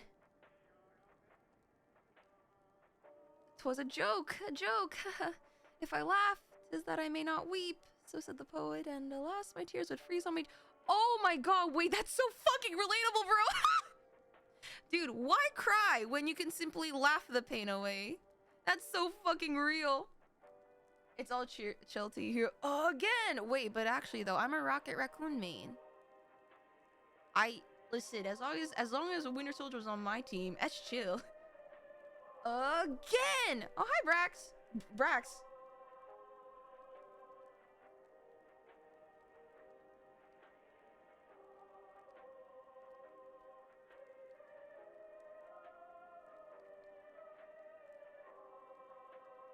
Armed and dangerous. I am so close to... Was it Plat? I'm in Gold 1, man. I've been hard stuck Gold 1. I need to be free. We are living riot free, but now I'm NetEase pilled. It's the goon. Wait, hold on. I know we're so distracted right now, but the goon haunts you. Okay, I'm done. I got it out of my system.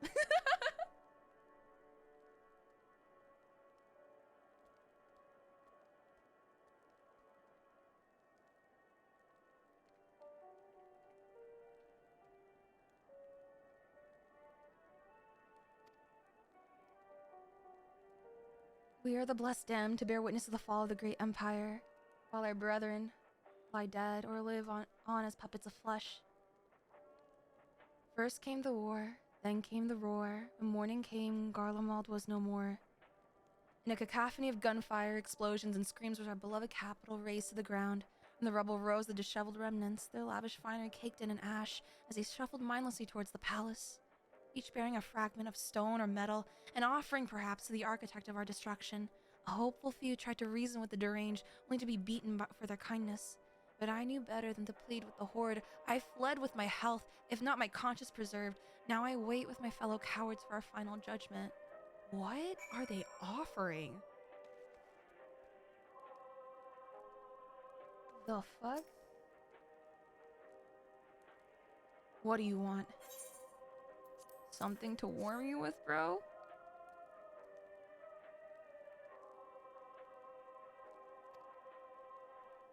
Oh, cutscene.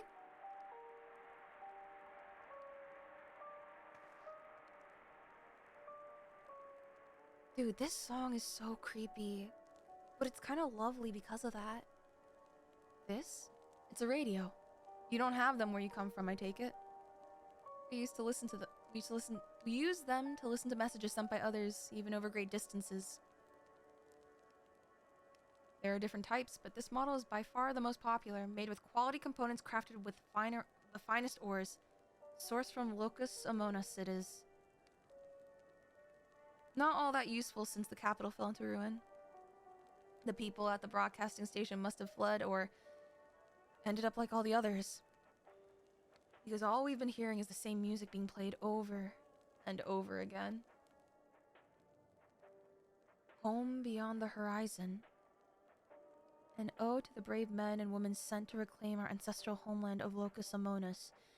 Crazy double entendre considering the founder of the Garlean Empire was an Ascian who, for all intents and purposes, still missed his home.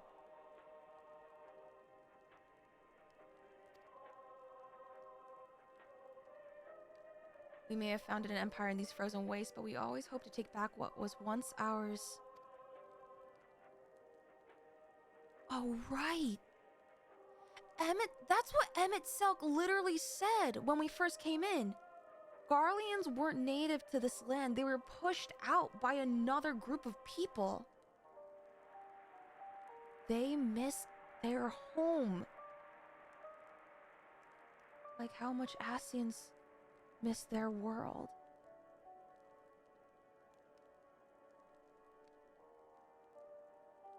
Emmett Selk, what have you done?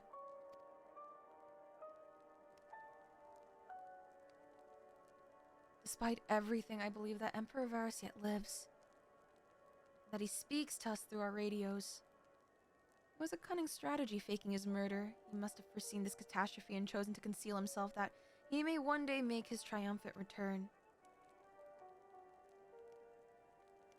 Okay, bro is sipping on that cope. Holy.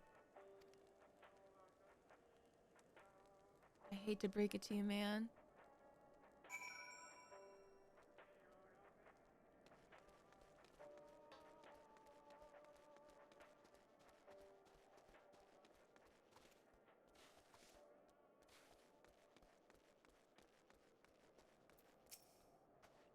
What's that? One last warming tincture.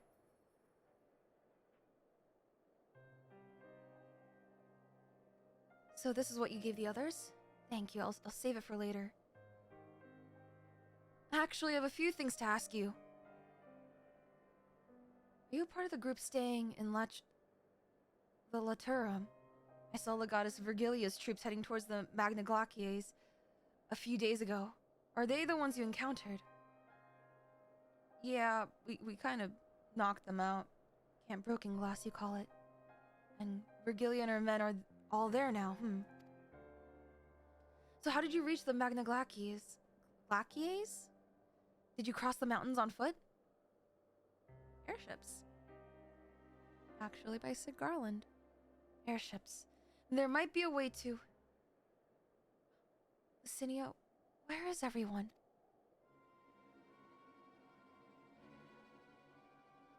Lucinia, what are you hiding? Is something the matter?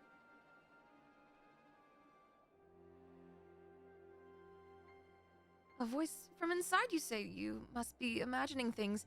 Everyone's out here. Perhaps a baby Almasty has found its way into the house. It wouldn't be the first time.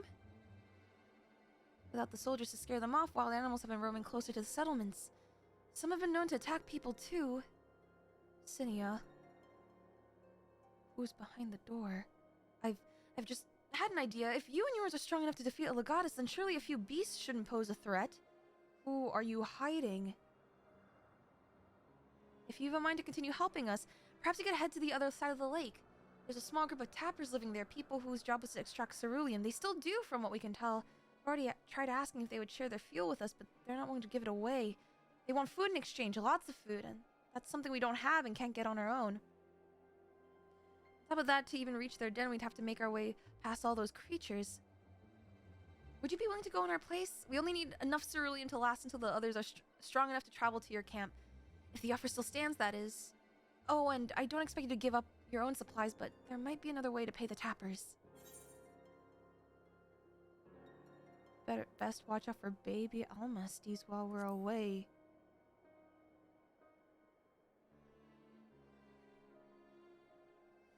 Yes, of course. If I see any, I'll be sure to shoo them away. To reach Tapper's Den, across the lake. Ice is thick enough to support a person's weight, but if you'd rather not take the risk, you'll need to take a long way around. Look for someone standing guard outside. Licinia, who the fuck are you hiding? Alright, at the top of every hour, we have a 3-minute ad break. Thank you for making this stream a pre-roll free stream. We're just gonna do these, but we won't continue story until the ads are over.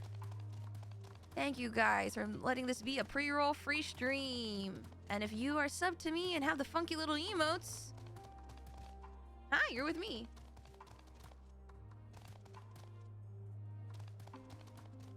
We hit anything new on the bingo card so far? I feel like maybe we did. I forget. Did you guys? Also, hi, Neil.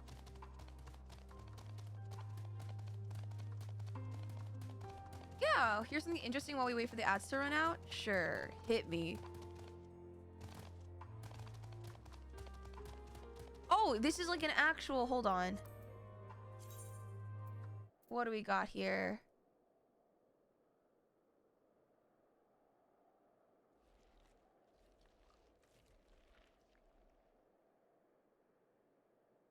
And what is this? Hold on.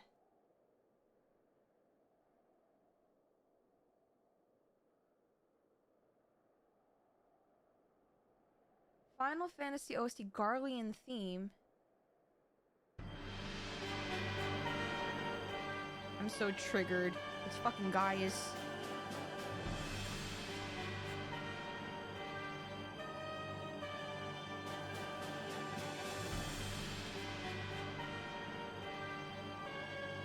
This is so Darth Vader coded, it's not even funny.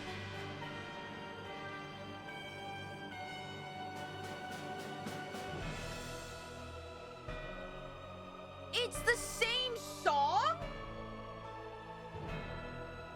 Wait, this is the same song as the one on the radio?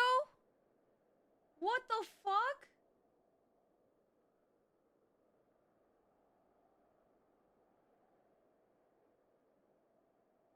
Wait, it's called Imperial Will, but they called it Home Beyond the Horizon.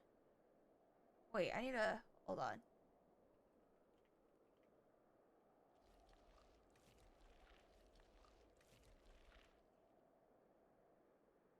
Oh, nope, that's an ad.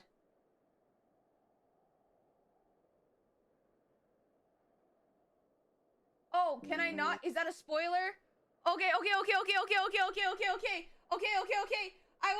god. Okay, it's fine. I didn't spoiler myself.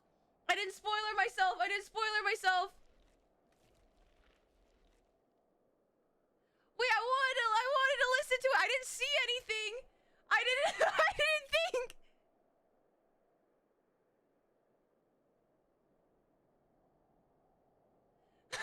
Here's the note. Okay, I didn't know. Oh my god. That was so close. Okay. Woo!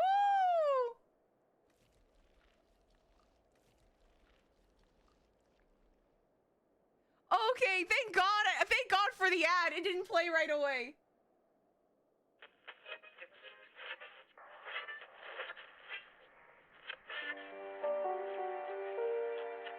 I hear it now! Oh my god!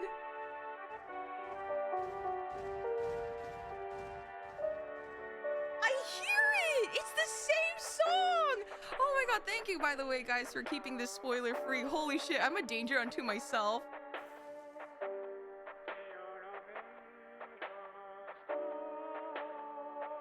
Oh, there's a singer!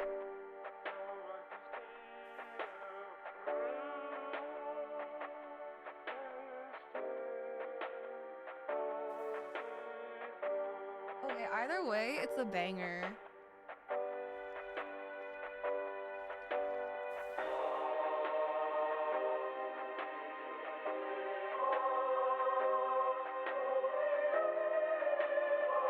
All right, welcome back, guys. We were just vibing, and I totally did not almost spoilerize myself. That was really... Thank God I didn't see anything. Never have I been more grateful for a YouTube ad in my life. Saved by the ads. Never thought I'll say that, ever. But yeah, we kind of low-key were.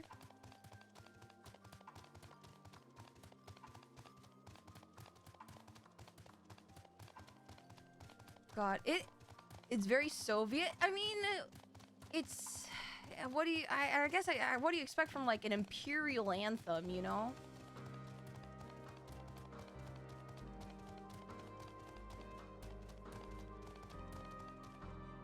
Wait, even this theme! It's the Garlean Empire Imperial... Even the Land OST! Burly Tapper. Who goes there? How did you find us?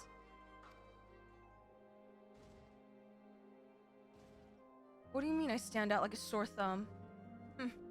If the pure bloods over at Victor's Spoils hasn't... Oh, we're now Bloodist. That is Bloodist? Pure blood... I don't know. Hadn't given away our location, you'd have never found us. Those stuck-up arseholes. Thought they could come waltzing in here demanding cerulean with nothing to offer in return. Looks like the boot's on the other foot now the capital's gone to shit. So they resorted to sending you to negotiate. I know your game, sellsword. If they think we'll give in to intimidation, they've got another thing coming. Oh, we're just straight up fighting! Okay, well, hi. Oh wait, no, I did this the wrong order. It's this first, then this, then hit this, then hit this, then hit this, and then hit this again. Hit me, baby, one more time. Oh yeah, leitmotif. Those made me cry all throughout Shadowbringers.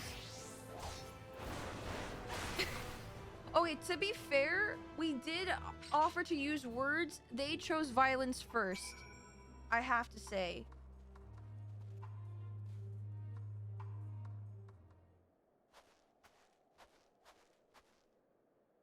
There you are.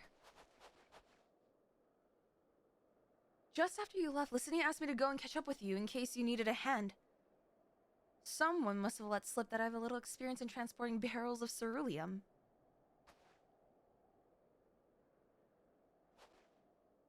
So this is Tapper's Den. Well then, after you. They don't look like there's a lot of barrels though.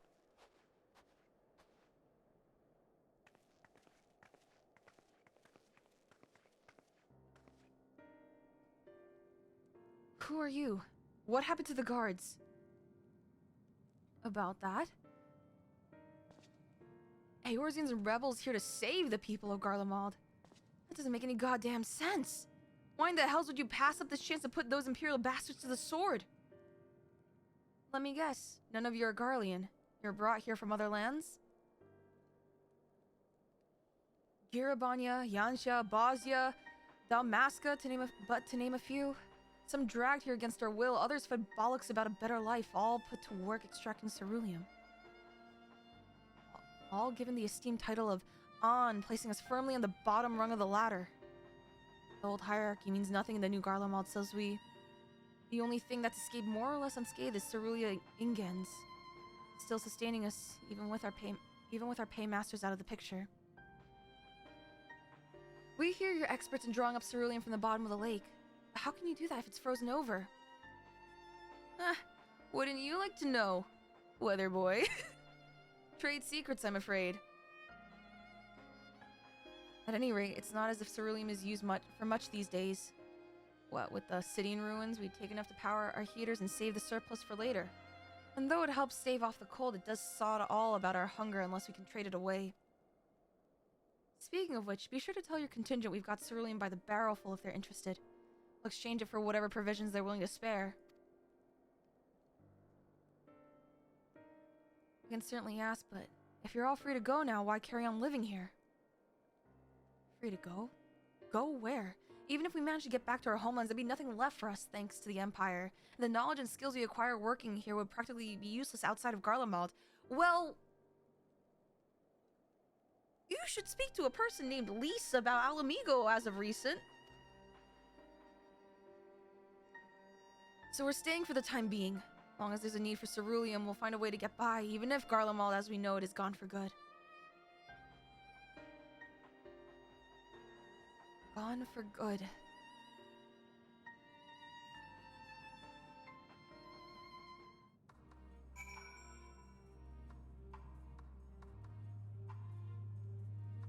Maybe the people who are displaced from their homelands and forced to live in Garlemald have a good reason to say shit like pure blood. Okay, true. That is kind of fair and true. Not wrong at all, actually. Very, very valid.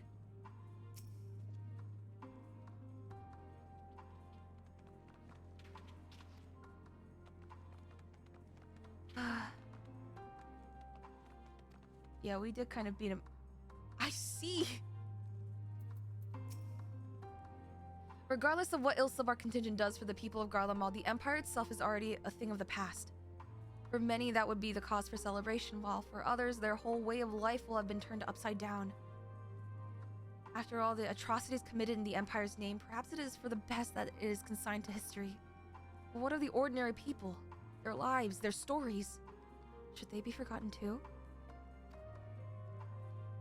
I suppose there'll be plenty of time to ponder that later.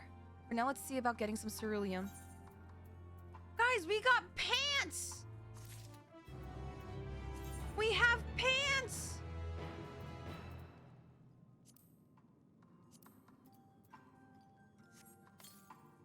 Man, I guess I don't have to steal them anymore. Oh, they're kind of nice. They're a little snazzy. Into the glam dresser you go. Pants in this what do you mean in this Neil? What do you mean in this economy? What do you not wear? What do you mean? What do you mean by that? What do you? First soup, now pants? What is this new revolution you guys are asking for? Kilts are the future. Kilts are the future.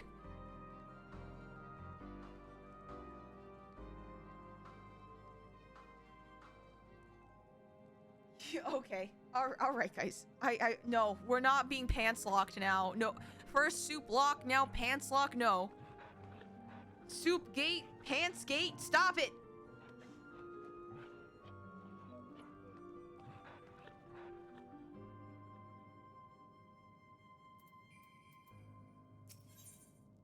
At the end of the trail. Man, guys, we're already in Dawn Trail? That's crazy. Jarek is amenable to making a deal. So, you come seeking ceruleum, have you? What? Those purebloods up at Victor's Spoils sent you? To turn to their enemies for help. They must be more desperate than I thought. Then again, Licinia's got her little... I knew it! Little sister. Why is she hiding her, though?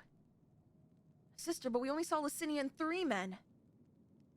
It's possible she died from whatever was ailing her. If she needed treatment, I doubt there'd be any way to get it around here. I may have refused Licinia at first, thinking she'd come back with something to exchange, but I can spare them a bottle's worth of ceruleum. Consider it a reward for introducing me to the rest of your contingent. Be sure to send them our way, you hear? What is ailing her sister? I can't for the life of me think why Licinia would keep her sister a secret from us. But we can't ask about that after we've delivered the ceruleum. Come on, let's hurry back. Also, thank you for the hydrate.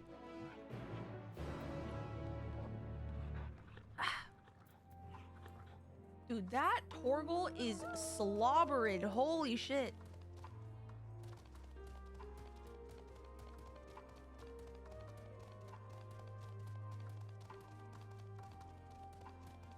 That dog got that dog in him. Also, it's wild to me. I understand Garlemald is very technologically advanced. It still shocks me that they have fucking cranes. Oh, look, it's a snow runt. A Snigovic?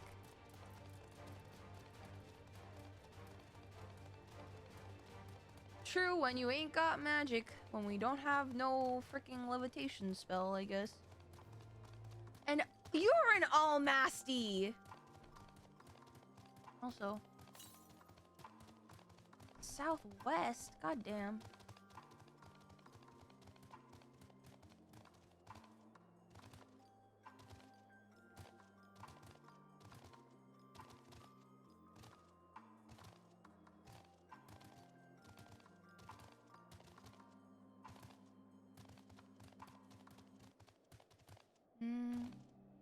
I just realized these pant legs are called luncheon toadskin hose.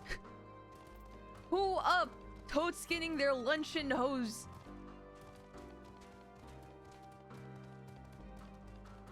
Oh, hey. Where is Licinia? This isn't right. It's too quiet. I would have thought Alphino would still be treating them by the fire, but they're nowhere to be seen. I'll look inside the house while you search outside. They can't have gotten far.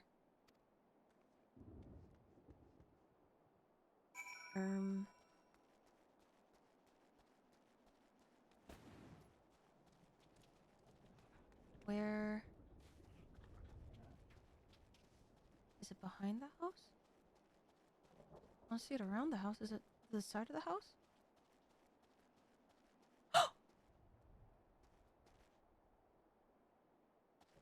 Alfie, what happened?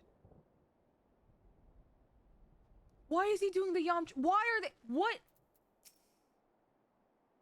What sickly?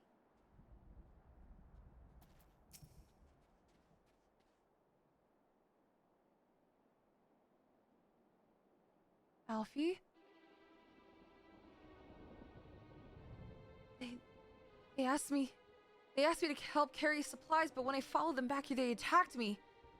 Caught me off guard, forced me to defend myself. I fear they fared rather worse than me. You can't fool us. We know what you're about. If you say some racist... Vultures, that's what you are. Waiting in the wings for us to show weakness, then you swoop in. Here to help? What rot, all a ploy to make us lower our guard. Let you in, put ourselves at your mercy, put us in chains, steal our land, get your revenge? Oh, you're afraid that you're gonna... Oh man, you're afraid that you're gonna pay for the consequences of your country? When your country fucked around and now you think you're gonna find out? You're wrong. That's not what any of us want. Save the arguments for later. We've got bigger problems. I found empty medicine bottles and a bed that was still warm. It's true. Licinia was hiding her sick sister inside. But why? But now, there's no sign of either of them. Where are they? Where did they go? Away from you and yours. And if you think I'd tell you, you're a fool. I'd never give up my people. We're trying to help them, you idiot! Our sister's ill! The empty bottles prove it! So the medicine ran out, or she put it in her pockets to make it easier to carry. Or avoid the sound of clinking glass. There are beasts everywhere. How could you let them go alone? To protect them from you... I swear to motherfucking God!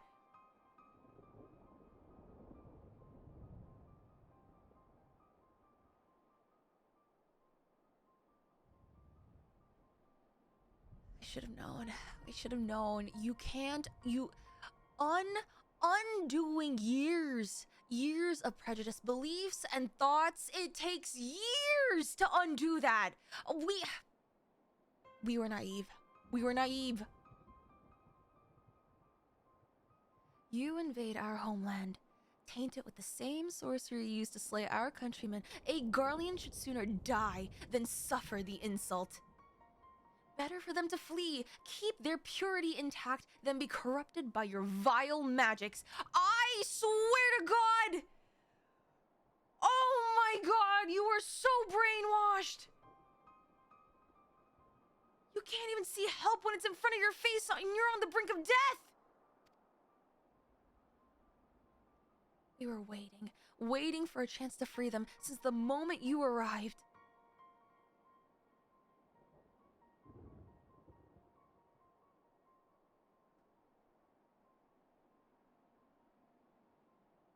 This is getting us nowhere.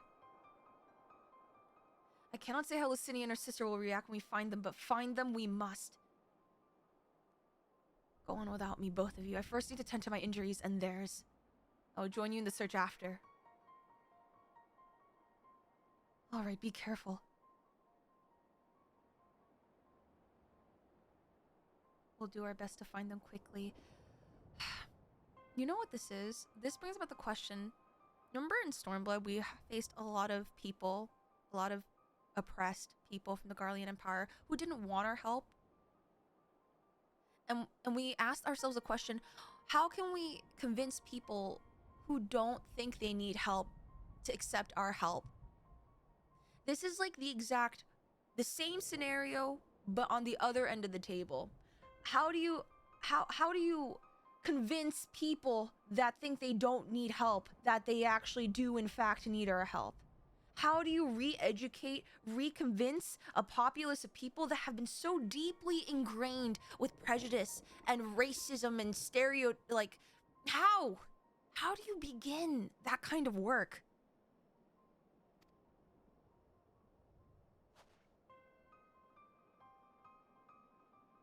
There's only one path out here, so that's where we'll start.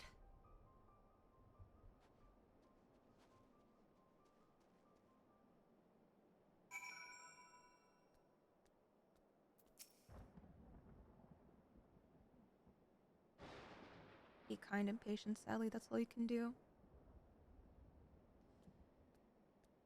Here's the thing.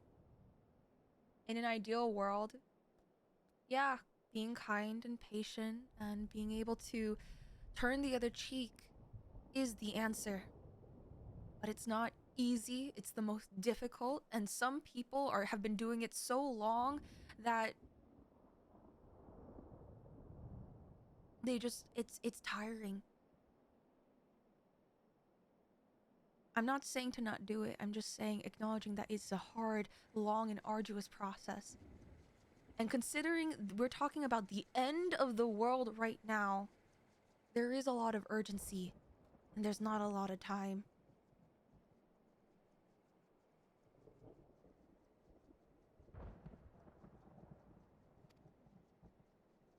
Better to die free than live in servitude and shame. They have only ever known two extremes. They don't even know what it is to be free. Sure, like as pure blood Garleans, they live free, but they only expect that if you are not free, you are enslaved. They have no idea what it's like to be a part of a people group where slavery is in fact not an option.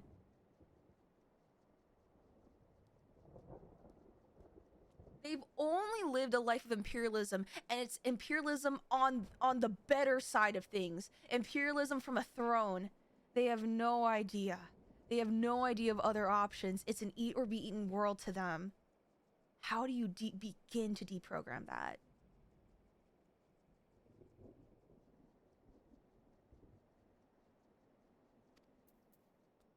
God.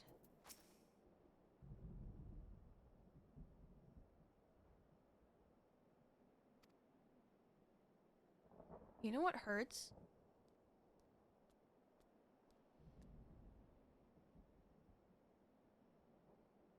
My God, Alfie has grown so much, because if he was faced with this situation, you know for a fact he'd be the one yelling at them, being like, can't you see that you guys are being stupid? Can't you see that my way, quote unquote, the Eorzean way is the right answer?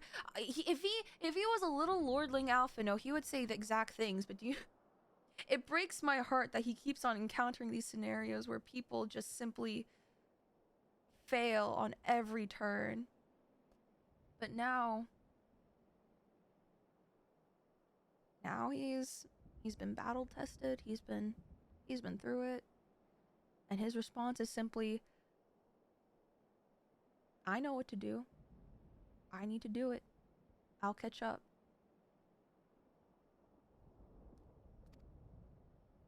I'm sorry, Alfie. I'm so sorry. I'm not saying that our boy isn't still the idealistic, hopeful kid he once was, but it's definitely been tempered through the fires of everything that we've gone through so far. 2 sets of fresh footprints, young women judging by the size.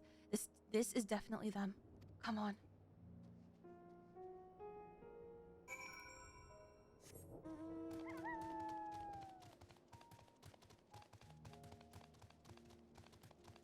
I went from hating him in AR to loving this little boy like the younger brother I never had. I'm the youngest. I could say the same. 14 does wonders when it comes to teaching you to... They literally say, we present you with a character, wait, and just watch. And they work magic. Alfie, I never really hated Alfie, but I understood that he was a kid. He was such a kid, and he needed so much growing up to do, and I needed to see his comeuppance, because he needed to learn, and he did, and I was happy and proud. But I think there's a part of me that's very, I guess it is older sibling like, because it's sad, because I was proud that he developed and he learned, but a part of my heart breaks because he keeps on learning, if you get what I mean. He keeps on learning. And when he came into AR, there was such naive, but it was still bright, idealistic optimism. And a part of me is glad that he has matured and grown up, but I understand that that came at the price of sobering realism and understanding that people aren't as good in this world, Alfie. I'm sorry. And sometimes you have to be the good and be the better person when everyone else is not.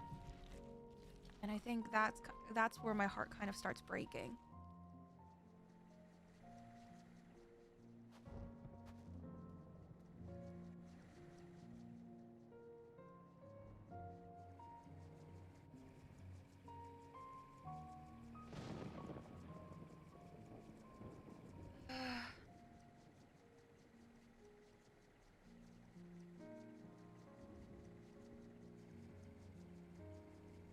Anyway, we continue.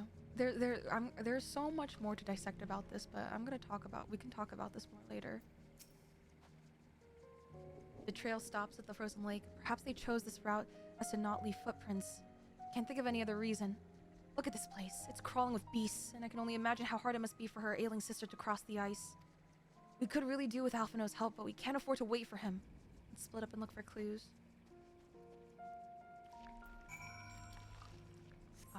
Oh my god, I hate how squishy you sound.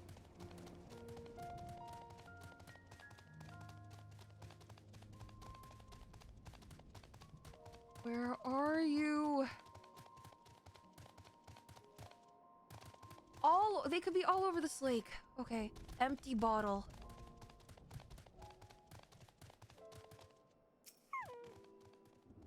Smells faintly of alcohol. The thin coating of dirt indicates it has been here for some time. God damn it.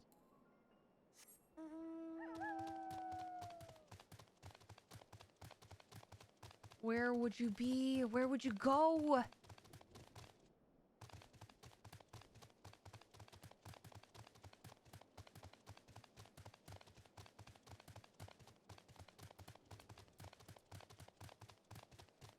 Oh, there. Okay. Please. Please let it be a sign. Also, is the weather not in tune with... Fresh blood? Is the weather not in tune with the story? The blood staining the snow appears to be fresh. Judging by the amount, the victim may have been severely wounded. Southeastward.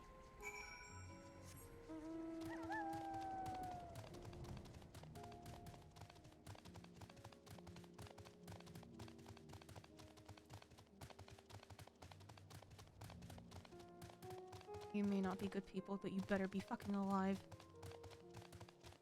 Oh my god. Oh my...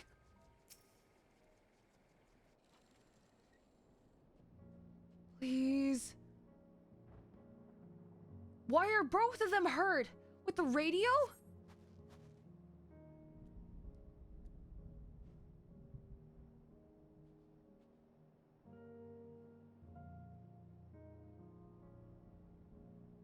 The two bodies are already cold.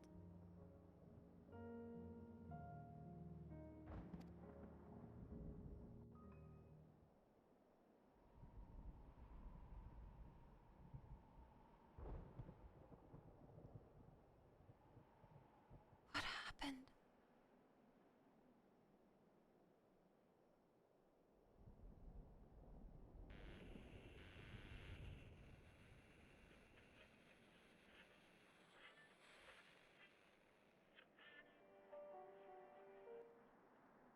Stupid ass Carly anthem.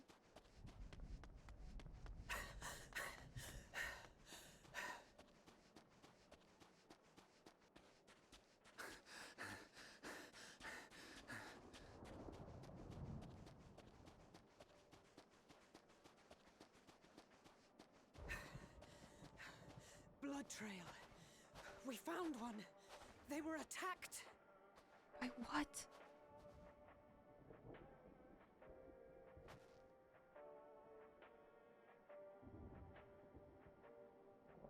No.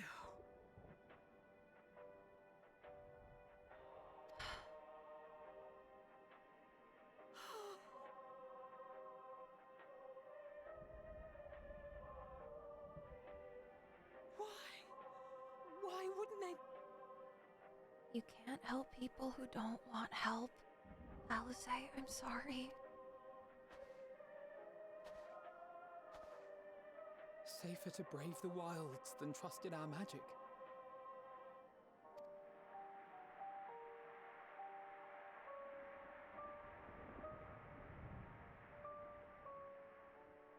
We should have...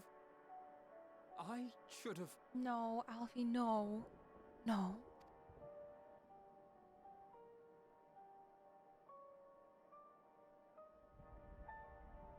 We can't leave them like this.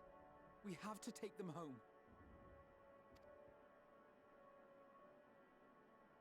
What if we're only making it worse?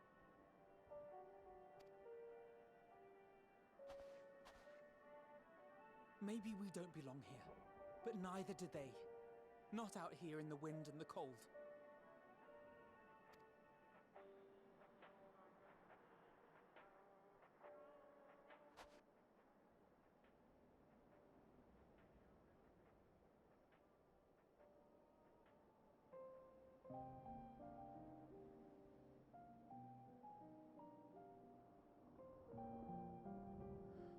To bury someone who hates you.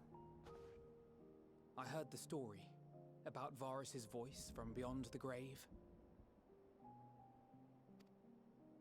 Of course, I didn't believe it, but Licinia and her sister did. Perhaps there is something to the tale after all.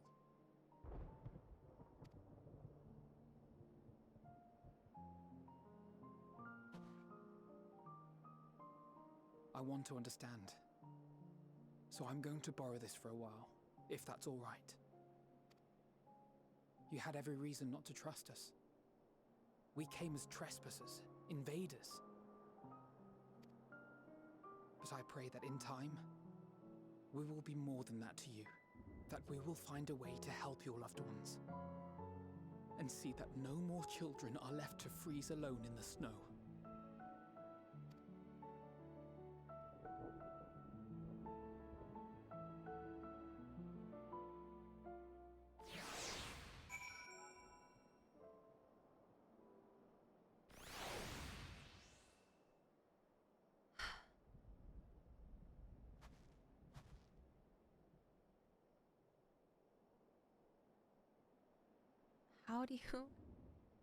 How do you be okay for trying to honor the people who hate you? Alfie, you're much stronger than I. Holy shit. Alize, too. But you also can't help people who don't want help from you.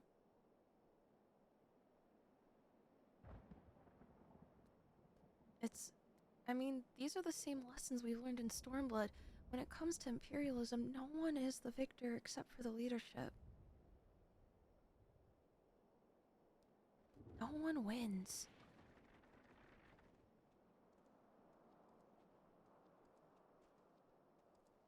Also, a thought just occurred to me. If these pure-blooded Garleans so heavily believe that they heard the voice of Varus... Because remember, Garleans don't believe in the Eorzean gods. Or any of the primals of the allied societies. How much you guys want to bet the closest thing they have to God was their emperor? Guys, are we gonna fight Varus at the end of this?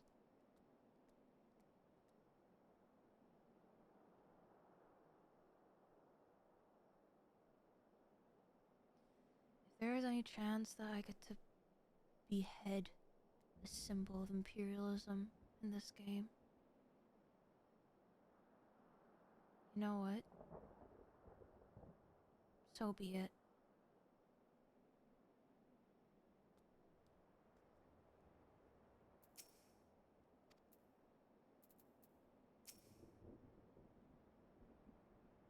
There must have been something we could have done.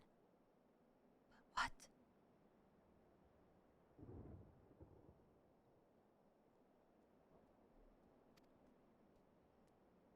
Should we have never come here? Would they still be alive if we hadn't?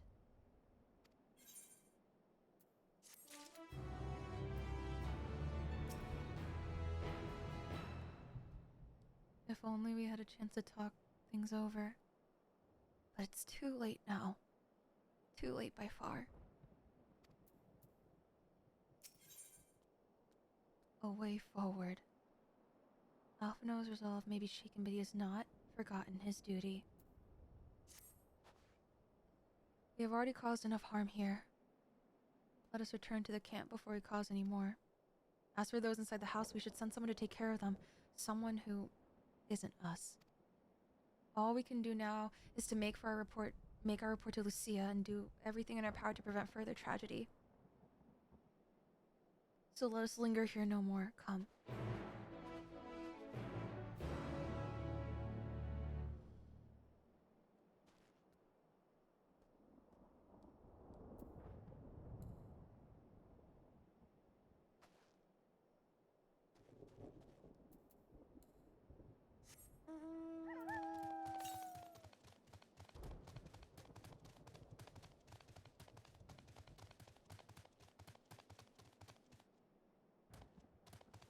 Oh. We're inside sleeping, I forgot.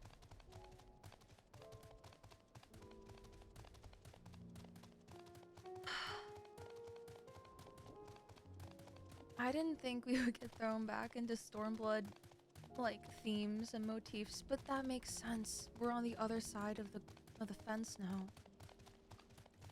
I guess. There's just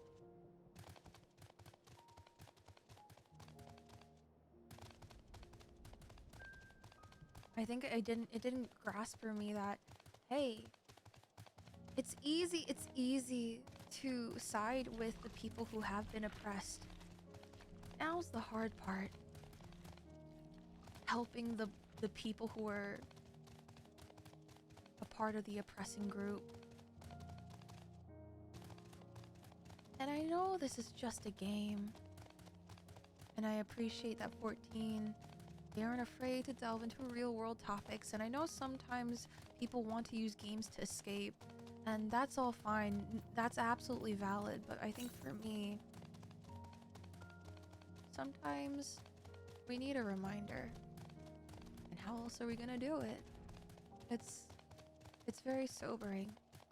But it also reminds me that this world is very real, and as much as we sometimes do want to escape for it, we're very real participants in it.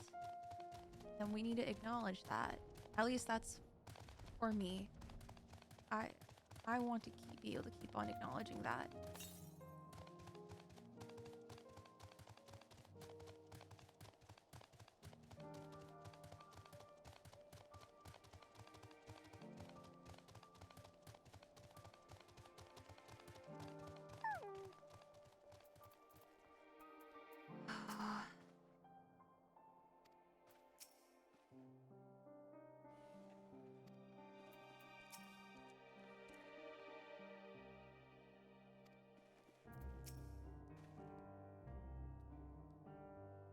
Oh, about that, Iron Senna.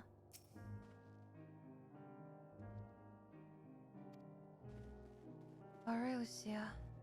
Here to give the full report. Alice and Alphino tell me they have finished their preliminary search for survivors, but refrain from saying much more than that. Clearly, they are reluctant to provide details. Might I ask for your account?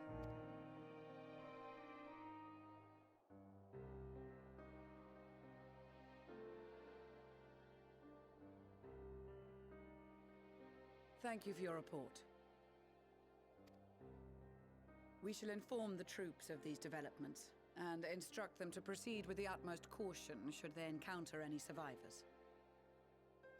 Allow me to go and speak with the ones at the victor's spoils. They may be more willing to listen to a fellow Garlean and accept our offer of assistance.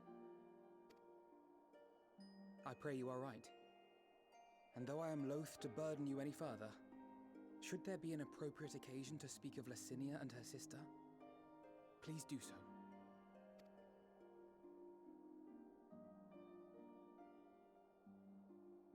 I am sorry to have put you through this.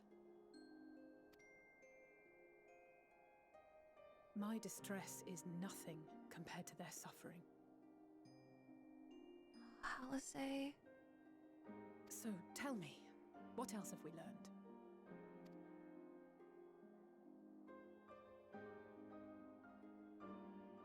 As you may have already heard, we have succeeded in curing the members of the Populares, Maxima identified. They have provided us with some intriguing insights into the current state of Garlemald.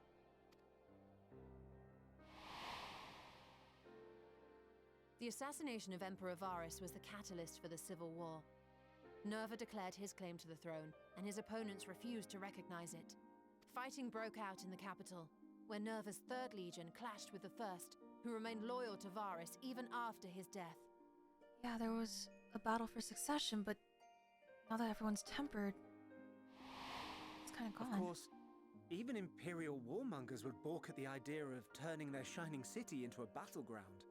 Like burning down the wood to spite the wasps. Neither side would be so mad. Unless something or someone inflamed their animosity to such an extent that they could not help but act against their better judgment.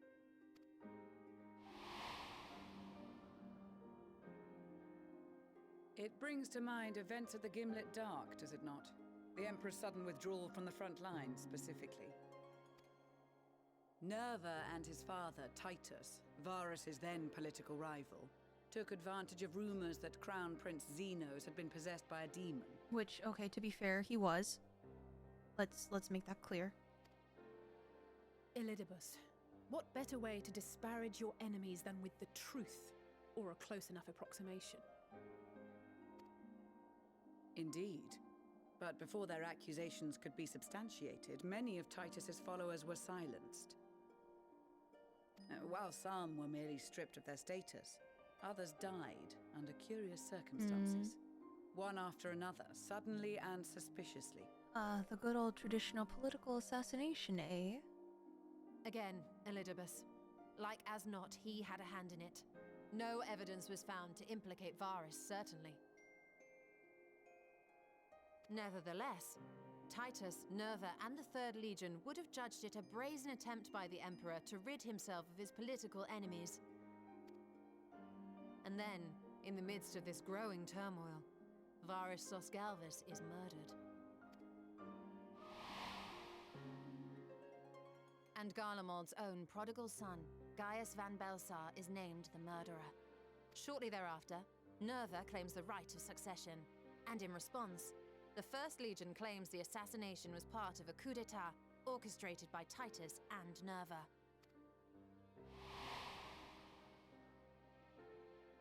So no one is at fault, and everyone else is to blame.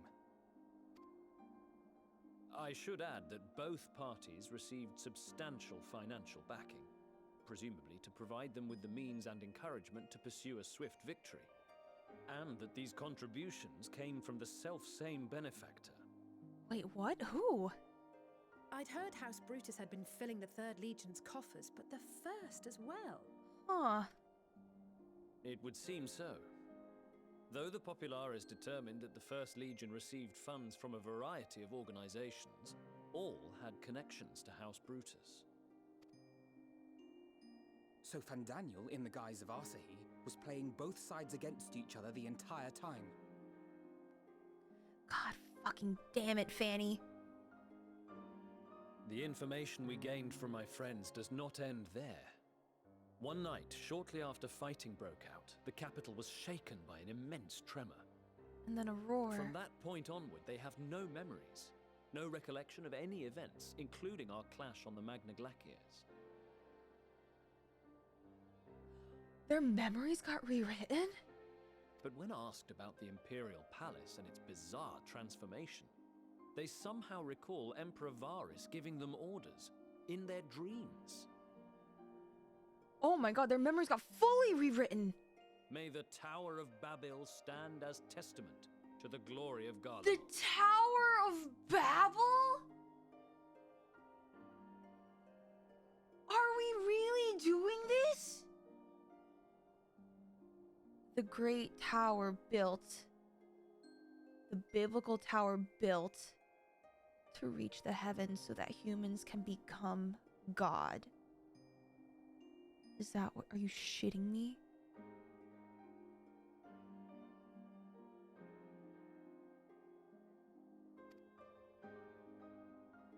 This sounds awfully familiar. We have something to show you all.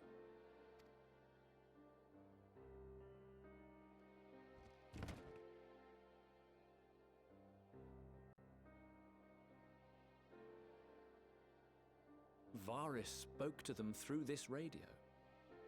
Perhaps it was a recording, but if not, that would be inexplicable. If another Ascian is walking around and with Varys' skin, I swear to God, I would have, if I had a nickel, I would have 2 nickels. For every Garlean, like, Ascian in disguise. You know what I mean.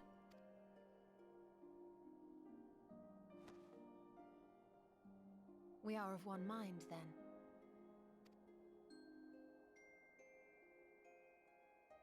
The ether that permeates the ore used in this device is almost identical to that of the talismans. I see it. While it is likely more by coincidence than design, these devices might also ward against a primal's influence.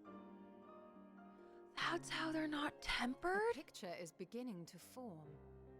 If the tremor felt throughout Garlemald was a wave of ether emitted by a primal, then while those within range would have been tempered, those huddled around a radio desperate for news concerning the civil war would have been spared. No wonder Licinia kept it close. How could she have known? My friends, I must speak with you. Serena? A young man was caught trying to steal our supplies. He is a soldier of the Iron Men, we think, but one who has not been made thrall. Thankfully, Magni restrained him before blood was spilled.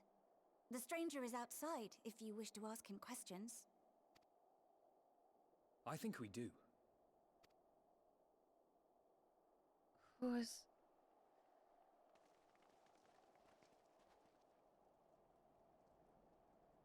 Who do we have here? Who are you? Garleans? Yeah. Traitors to your homeland! Have you no shame? I'm sorry. Who are you stealing supplies from? Who's the one probably hungry? Watch your mouth.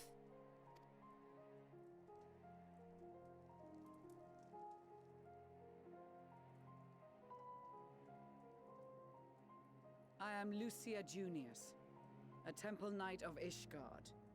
And you are? Iulus Pir Norbanus. And that's all you invaders will get from me. Get rid of your Garlean title. The Empire is no more. We are not here to invade Garlemald. Far from it. Like you, our allies in Eorzea and the Far East fight in defense of their lives and their loved ones even as we speak. But it is the people of Garlemald who have suffered most. This we know. And that is why we have come to offer you our aid, that we may unite against our common foe.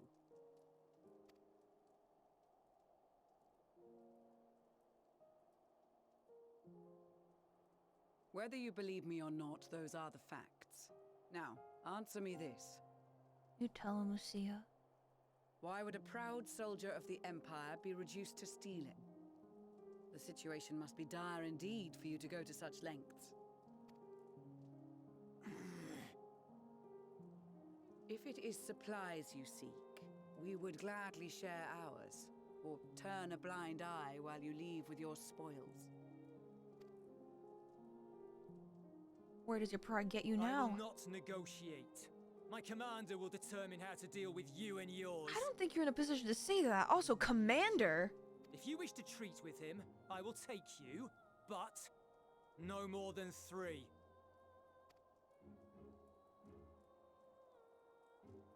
I don't much like the sound of that. But if we do accept his proposal, I suggest the 2 of us and...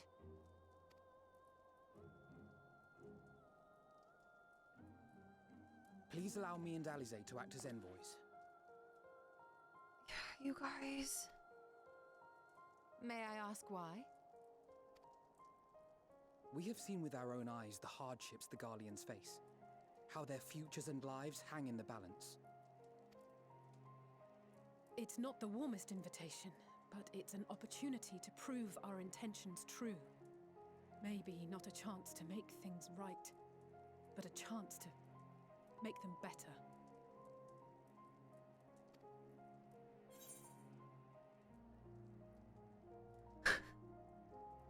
What would your mother say if I let you two go by yourselves?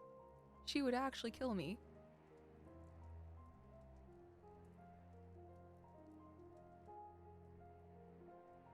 I can see that persuading you otherwise is a lost cause, but you will proceed with the utmost care. Yes, ma'am.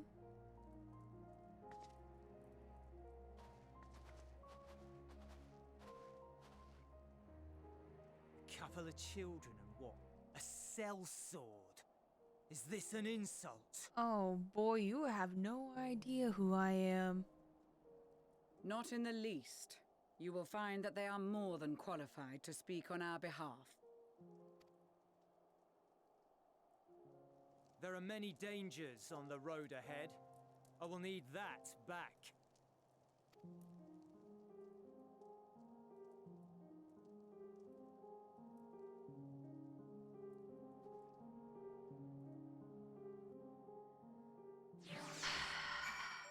It's okay. They have no idea. How do you help people who don't think they need help? Also, in about 5 minutes, it's gonna be the top of the hour, so that means that we're gonna run into a 5-minute ad break. I don't want to start and move on and have it be a cutscene while some of you guys are caught up in ads. So here is what we're gonna do. I think we just chill until after the ad break and then we continue. Does that sound okay to you guys? Because that's what I'm thinking. I don't know if the next part is gonna trigger a cutscene. That's just my fear.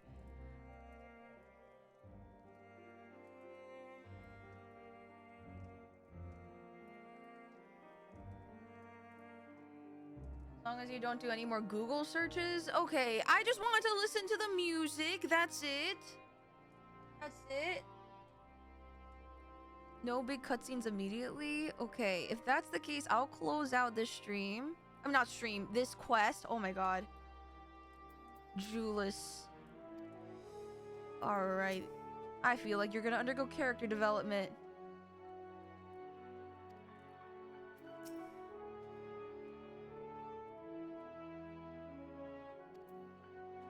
I'm not ending stream. I'm not.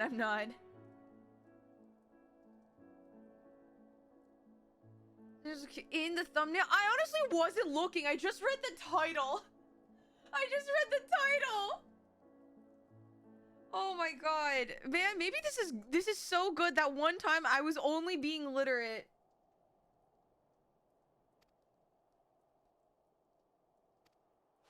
Julius Venn character development. Yep, that's his full name. That is indeed.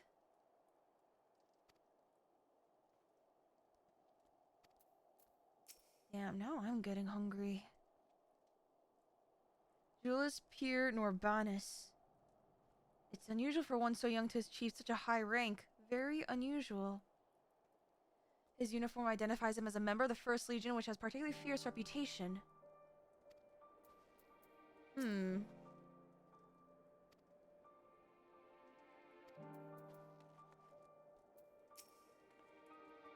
Oh, peer character development. Alright. Oh god, let me just get a stretch and a hydrate in here.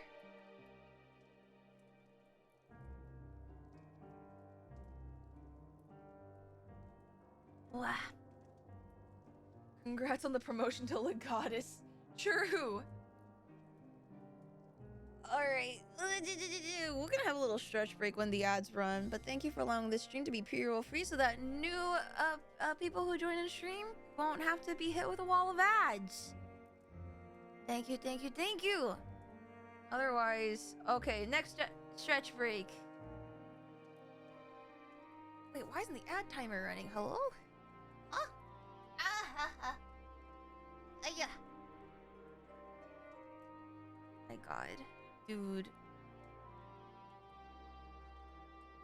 I know I'm trying to be goofy right now, but I need you guys to understand that my head is swirling with thoughts that, like, I'm trying to remember, was Shadowbringers this somber this early on? We were in Lakeland. No, we had to Slean. We had to Slean. This tracks, alright. It is a lot, but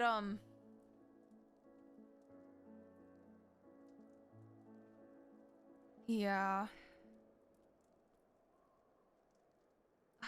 God. Is your head now a soup with... Stop it! We leave soup behind!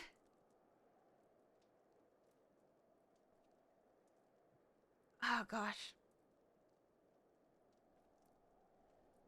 Alright, ads are gonna start in a couple minutes. Get some good stretches in. Refill on your popcorn, on your snackies. I'm trying to think, do I have any snacks I can munch on? I only really have, like, candy, but I don't...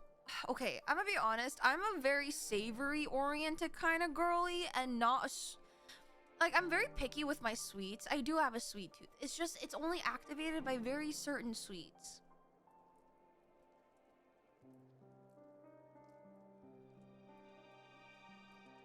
Like, I don't know. Like, you know what I'm kind of feeling? I'm kind of feeling some fries, but, like, it's, like, kind of late, and I don't want to eat greasy fried food this late, but it's, like, not that late.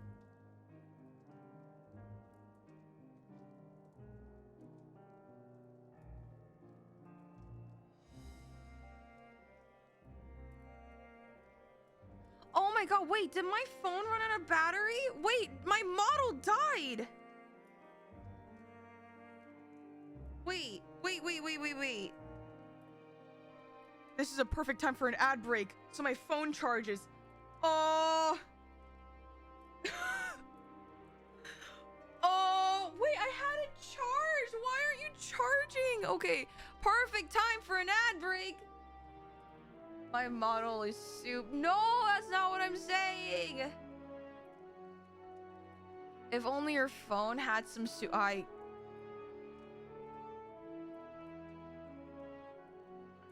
Stop. You guys think this is funny? My model may not be working, but you hear my voice. I'm still here.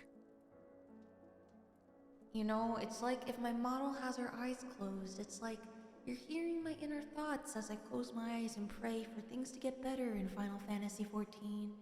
Maybe if I wake up, this will all be a dream, and Alphino and Alize wouldn't be scarred and emotionally traumatized. You know? Why is it echoing in your head? Do you think there's a lot of things up in here? Like, it's pretty hollow. The avatar's thinking about soup? No, I'm not. I'm thinking about fries. Actually. I really hope my phone turns on. It's like I plugged it in, it should be charging. Please turn back on. I need you for my VTuber model. This is not a joke. Guys, I have concerns. Please, phone-kun. Phone. Oh my god, I doubled. Ow. Please, phone-kun, please. Please, I need you. Why is all my technology dying? First Gyate Bio, now phone-kun. You guys are not aiming my phone. I'm just solidifying this right now. I do need to go flush tube. I owe you guys a face cam stream. I've been trying to get my acne all handled. I don't actually have acne. It's more like I have like a little irritation on my face. I've been trying to get it to work. It's finally gone down though. Do you use your main phone or do you have a separate one? I have one phone that I use for everything because I can't afford a second phone. Man, I wish I had second phone money. That would be insane. Will we get a soup stream since all it revolves around soup? You know, if we ever reach a milestone, I don't know what that milestone will be, but sure, I'll have a soup stream. Yeah. Why not at that point? You know? What should the milestone be? Like, I'm taking suggestions, but I'm not saying that 100% I'm gonna, you know, I'm gonna base it off what you guys say. I'm just looking at what could possibly be options. You know what I mean? You know what I'm saying?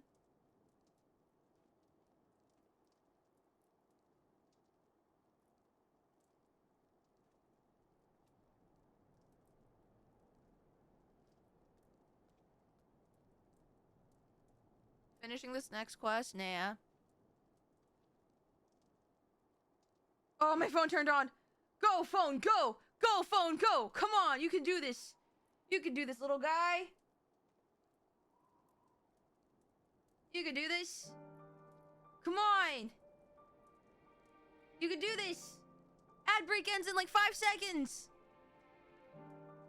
Yeah! Hell yeah, clutched. We clutched it. Okay, once I debut and I can have spare funds, maybe I'll save up for like an old phone so that I won't have to do this again. Okay. Are we ready? Welcome back, guys. I totally didn't power down there by any means. Nope. Everything is A-okay. Alright. Shall we get going? Last hour stream. You will be received as invited guests, and so I urge you to observe proper social etiquette and conduct yourselves. Oh my god, guys, we need to lock in. We need to be proper. Your safe return takes precedence above all else. Remember this. Thancred in particular will be worried sick if you're gone too long.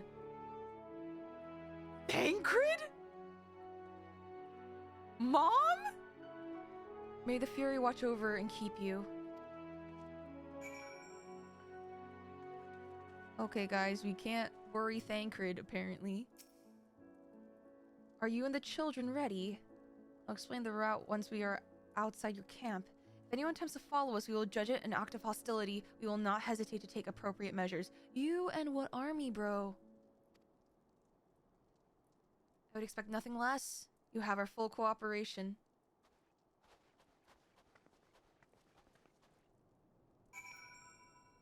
Okay, but he's in our camp. We outnumber him.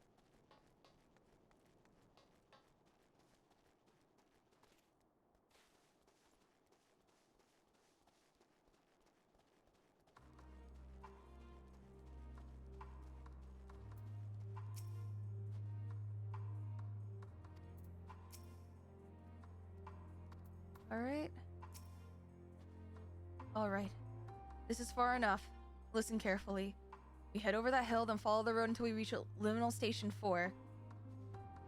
Children in the lead. I want you where I can see you. We do have names, you know. I'm Alice, he's Alphino, and last but not least, there's Vice. So you have heard of us! Vice. Where have I heard that before? No matter, Alphino and Alize, we'll watch the road ahead while we bring up the rear. I wasn't lying about there being many dangers, so you're to run, not saunter. Run towards the station. If you even think about going for your weapon, the deal's off. Should any creatures bar the way, we go around them. Oh God, we have to babysit Julius or whatever.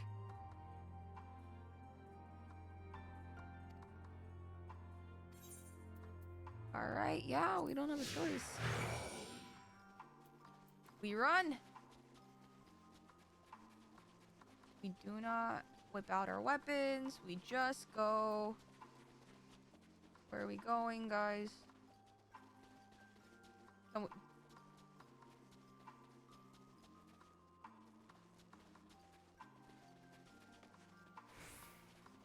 This must be the road he mentioned. We follow this, it should lead to the station. You guys are really close to the Ceruleum Sprite.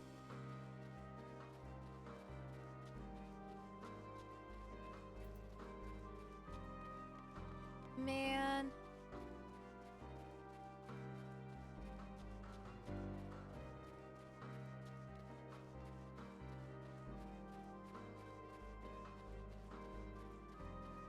Oh, is it like this factory?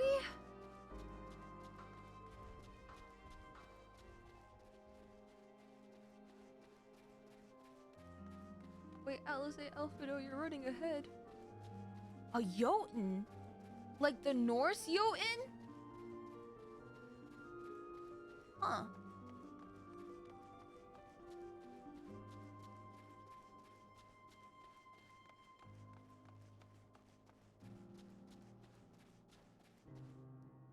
Alright.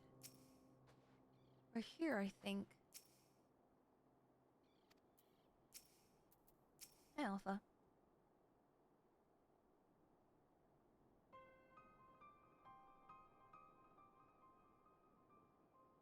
Oh, we're really close. This is it? The first stop, that is.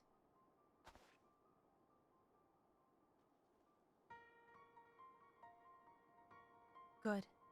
It looks like your friends knew better than to follow us. Are these your headquarters? No, we're stopping here so I can check for pursuers. Since it appears you've kept your side of the bargain, we can carry on. Alright, buddy. Okay.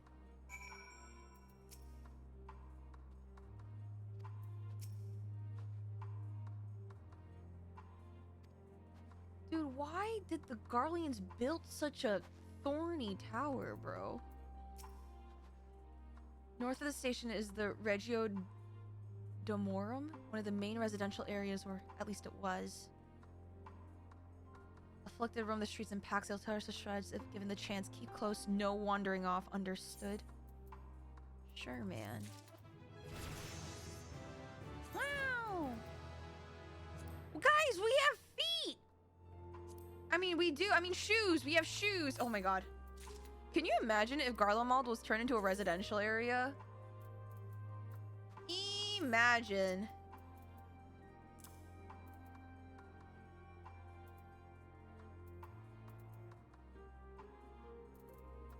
Okay, calm. I didn't say, okay. I meant shoes, guys. I meant shoes. Relax. Oh, God. The last bastion. Julius knows only too well that danger lurks around every corner. From here, we'll be heading northeast. Keep to the left of the railway. It is a railway! While the route itself is straightforward, getting past the hordes unseen is anything but. Keep your weapons at the ready. Oh, now we get the weapons. They would attack their own countrymen?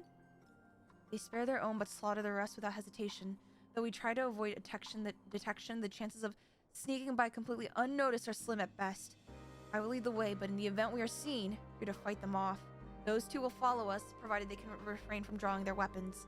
While I doubt they would be foolish enough to stab their guide in the back, I'll not take that chance. With that said, let us proceed. Alright, you guys are out of control.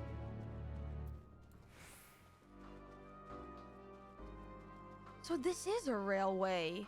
I was right. And there is what in the Snowpiercer? Oh, okay.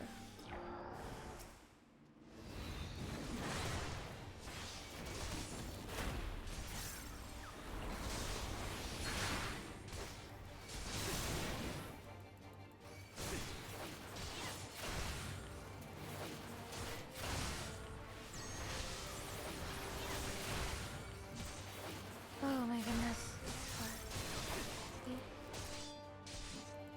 What? Oh, I was stunned. Hello. You mentioned feet, not us. It's honestly all you. Okay, but you guys carried the bit. Yeah, fell cleave on your ass. I see why your comrades chose you. Julius, our contingent has a cure for the afflicted, or the tempered, as we call them. Your people would need to be taken into custody that we may administer the treatment, but they would eventually regain their sanity. Is that so? For all I know, your treatment would simply force them to forsake one master for another. Is this Garlean pride? You guys would rather be brainwashed than be free of mind to make your own choices of your own free will? My God!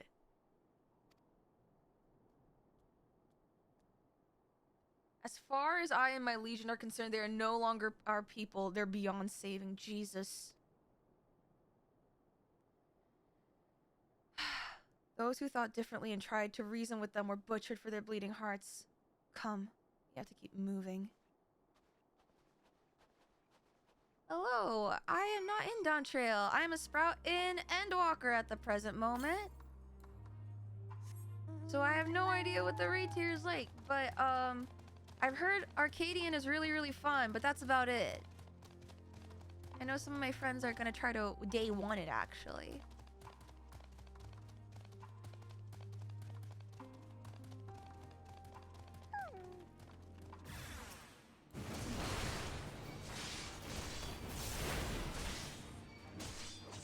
How do I do this? Oh my god, I'm blanking. Why am I blanking out? Oh my god, this is what happens when I stare at my keys instead of just going by pure instinct. Yeah, but I have some friends who are day one-ing it, although I wouldn't call them typical raiders. If anything, slightly mentally unwell, but don't tell them I said that.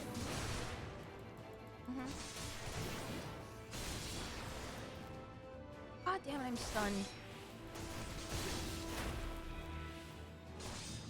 Again.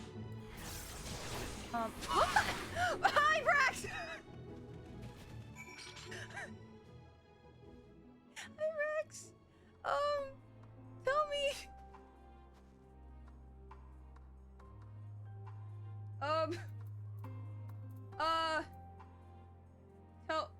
I know, Nausea. Did you not see? I was busy fighting. I don't know about you guys. Hi, Nausea. I fight. I fight for. Hey guys, how are you doing? How is prep? How is prep for you guys? You having fun? You guys think you're ready for day one? I did.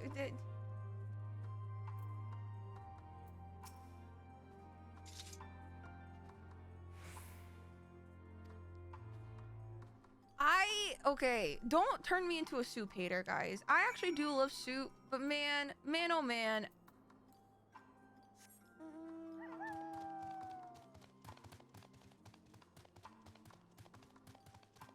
God. I'm ready to make so much gil off raiders next patch. I mean, listen. As long as it's good money. Oh, okay.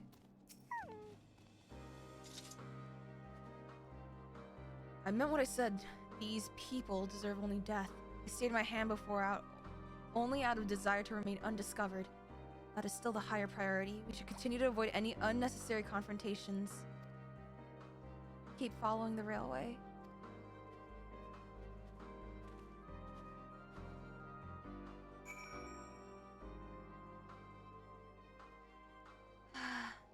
Wait, okay, let me... Sorry, I need to, like, stretch my arm.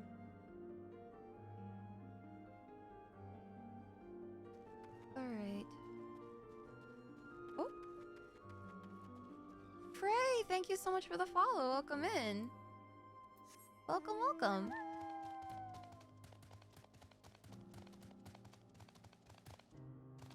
Oi.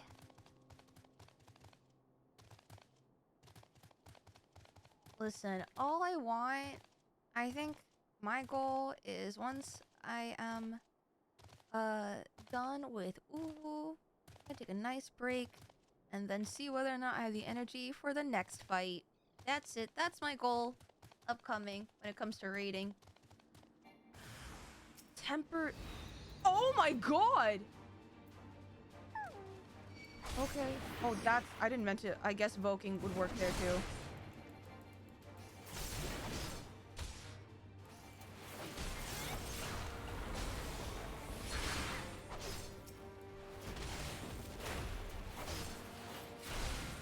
Naja, what? Brax, what are you putting in my stream?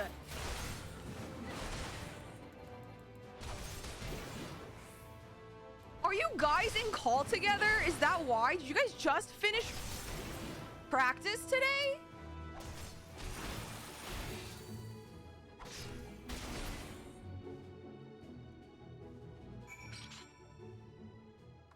Hey, Naja, hey, Brax, if I ever get to FRU, would you guys help?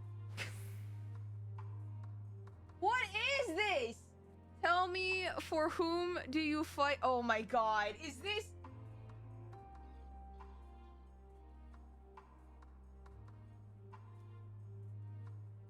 What are you guys, Team Rocket? Are you Jesse and Jamesing? Who's Jesse and who's James? Busy that day, sorry, ask...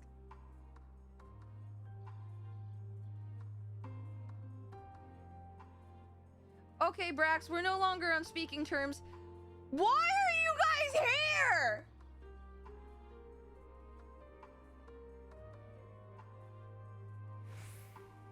Why are you guys here? Leave me alone. No longer...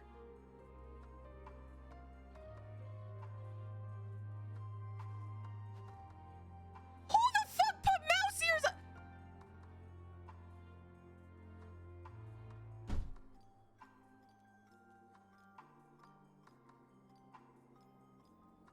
Why are you guys doing this? You know what? Fuck you guys. Fuck you guys! Shut the fuck up, man.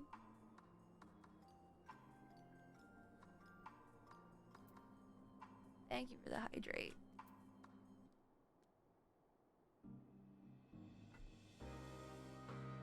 Why the fuck do all my friends bully me? What the what did I do? What did I do? Cody, stop! What the fuck?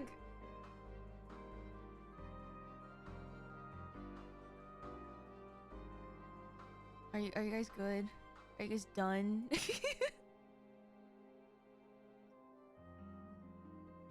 Alright, I'm continuing the MSQ now.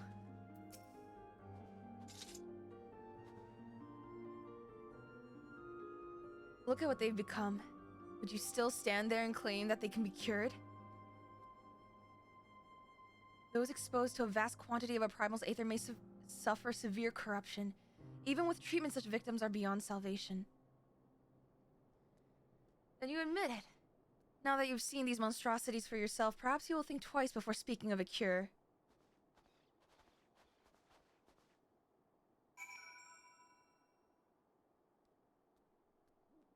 Pie, why are you... Pie, why?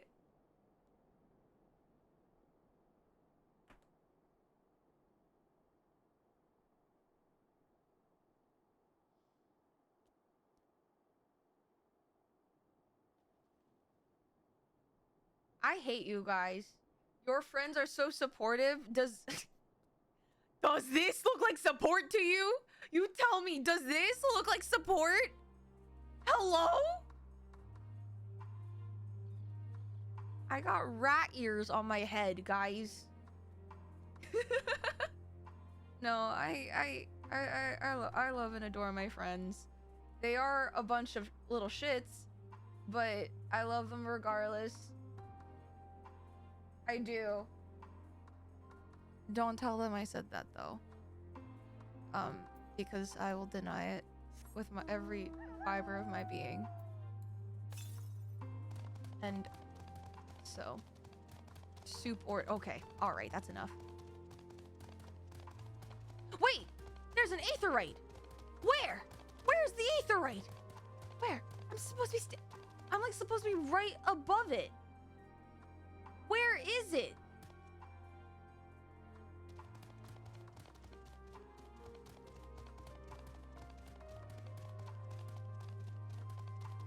Where?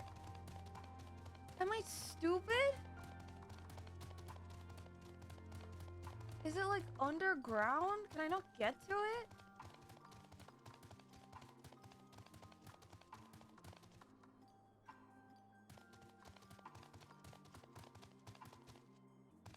Oh my god, we're really close.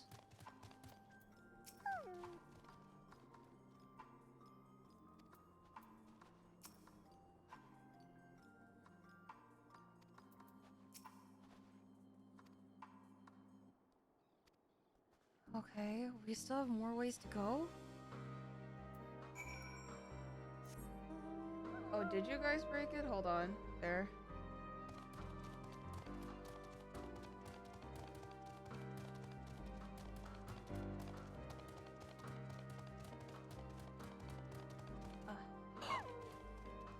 Oh, there are underground tunnels? This is Tertium, one of Garlemald's largest stations. There's trains!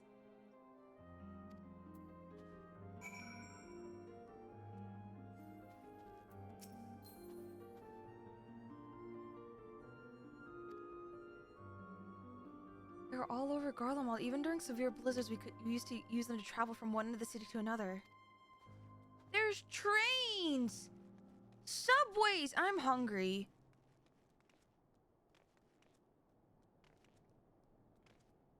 I'm really hungry, guys. Hi, Punter. Oh my god, wait, so many friends are saying hi. Hello. Wait, hello? I hear a radio.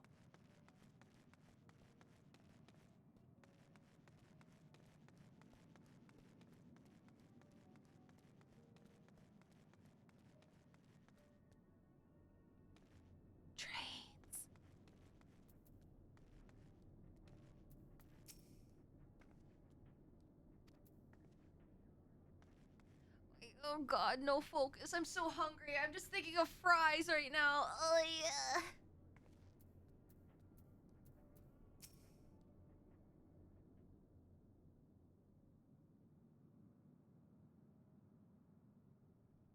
Aetherite! Oh my god, it is so modern. It's plain to see why they chose this as their base of operations. They could have done a lot worse. Even so, I imagine it's not the easiest place to live. Indeed, If Julius was willing to make the perilous journey to Camp Broken Glass in search of food, their own supplies must be all but exhausted.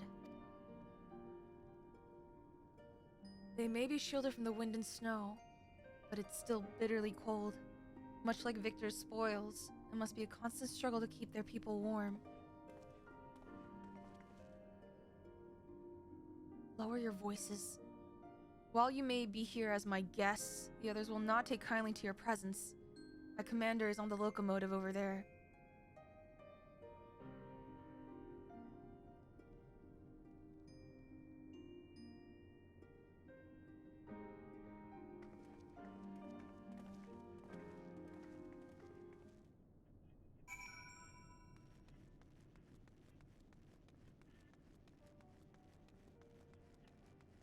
Hey, you guys.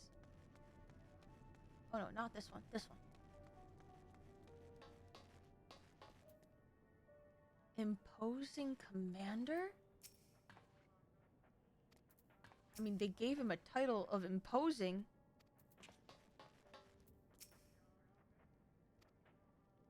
God, okay.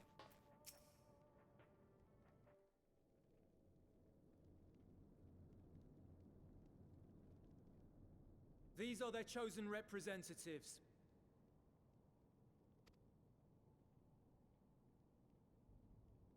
Very well. Let us hear what they have to say.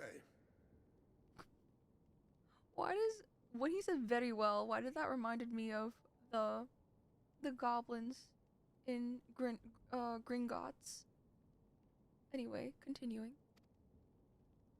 Yes, sir.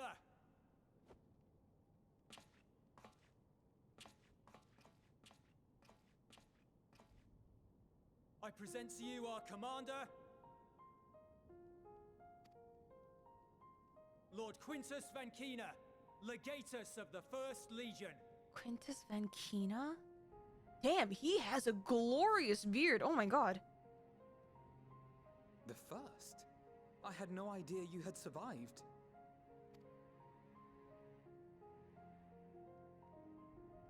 We lost our emperor, our city, more than half our troops. For my wounds, I may never take the field again. But we survived, aye.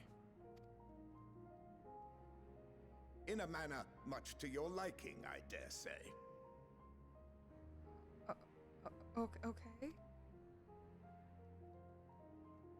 We have no intention of adding to your misfortunes, nor do we bear you any ill will.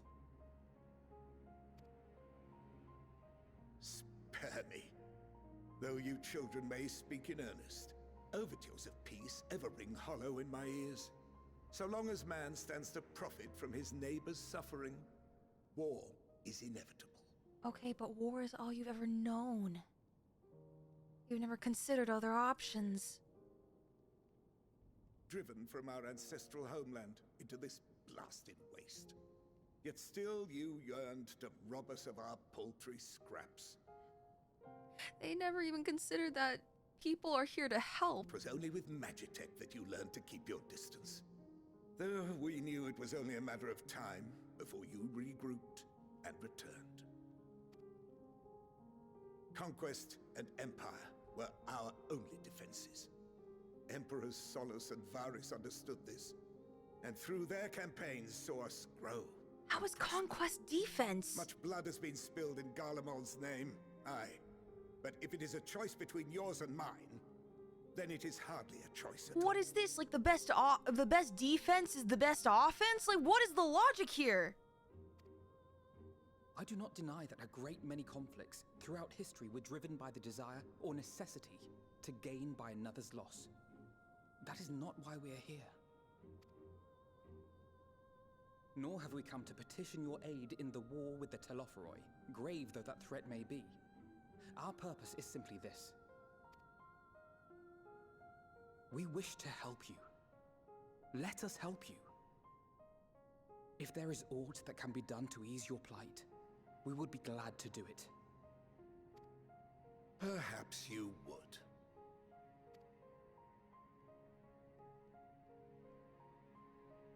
But regardless of the ideals you espouse, your leaders would not send an army into Garlemald if they did not stand to benefit. Yeah? Or considering an apocalypse, maybe. If we accept their aid, they will expect their efforts to be rewarded once the Telophoroi are no longer a threat. And after compensation and concessions, the great empire would be brought to heel. Her enemies rejoice at her downfall. Our third eye, a mark of shame. We won't stand idly by and let your people be humiliated. And we're not alone in that.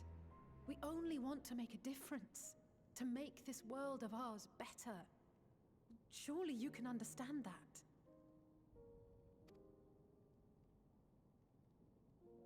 What I'm trying to say is, there are so many people who just don't care about making you suffer. And maybe that's almost insulting after all the suffering you feel the world has subjected your people to, but believe it or not, that's the truth. And now we're here, and all we're asking is for you to tell us what you want, what you hope for. So much blood has been shed, so much lost. All because of this endless war. Who wouldn't want to end it? Can we not work together to face our problems as one?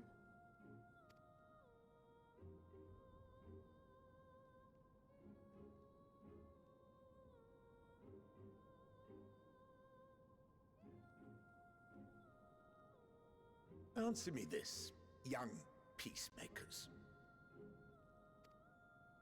If a world without conflict is your desire, why reject the unity and prosperity of Garlemald?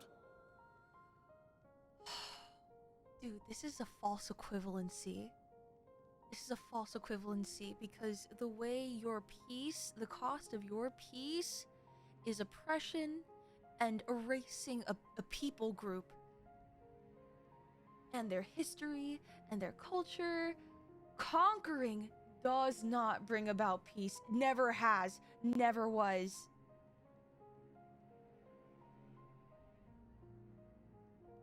This is not the same.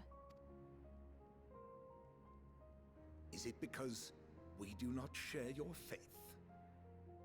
That we do not share your heritage? That our ideals and virtues differ? That we cherish and hold in the highest that which you do not? But that's the same. It's the same. We can make the same argument for you. Is it because you conquer us because we don't believe what you believe? It's a stupid argument.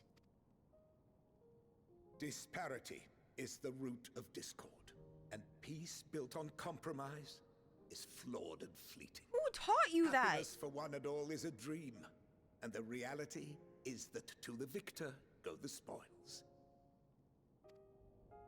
That is why we Garleans will never submit nor surrender. For freedom and for pride, we will remain true to ourselves until the bitter end. That is my hope.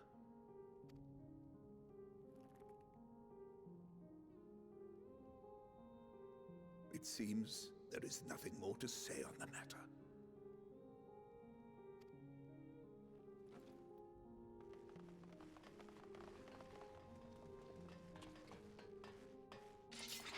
What? You will remain here while I decide what is to be done with you. Hostage? Do not be alarmed. No harm will come to you if you cooperate. Brother, you have no idea what's gonna happen. I mean, I don't either, but still. We will not resist. However, as your guests, I ask that we be allowed to speak with the other members of your group. As you wish. I had no intention of locking you up, as by dawn you would be frozen stiff and you're no good to me dead. You are free to move about the encampment, but there is one condition. Collar them. What?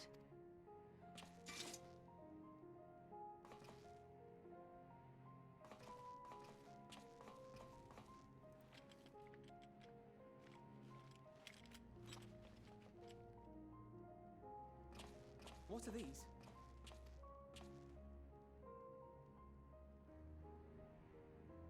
Incentive. You'll be watched at all Shock times. collars? Stray too far or act suspiciously, and we will administer a rather painful shock. What in the fuck? Okay. Stop. Keep away from that one.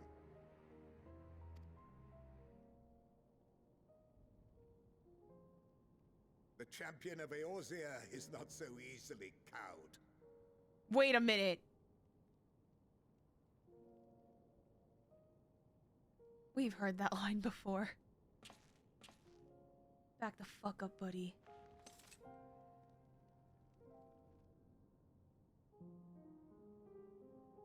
Even if she allowed herself to be collared, the shock would be no more than an itch.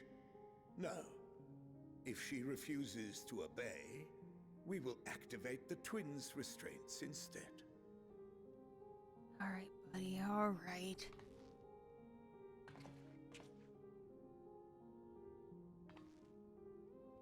You needn't worry about us. We'll forget we're even wearing them soon enough. Even now, you still... Why go to such lengths? What is it all for? When it's the end of the world, we gotta try everything, right?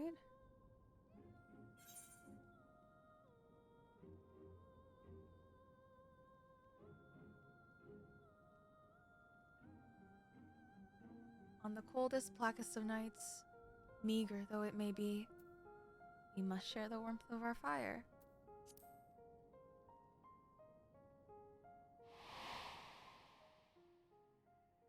Yeah.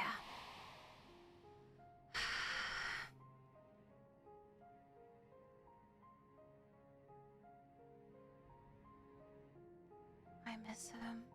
You are a curious one. A far cry from the merciless barbarian others paint you to be. You will be their warden. Take them away.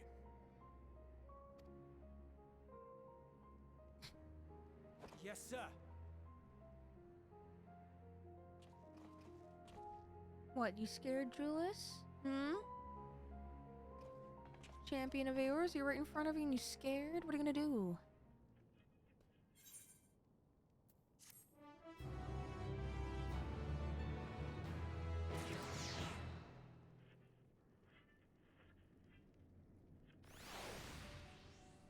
Alright. I think I may have time for one last quest. I believe...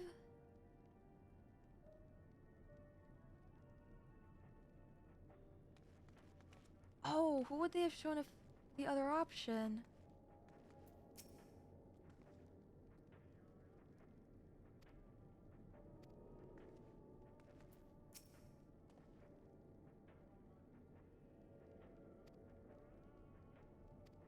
Emmett Selk waving as he walks away from you. Okay. Alright. That would have been... Ah!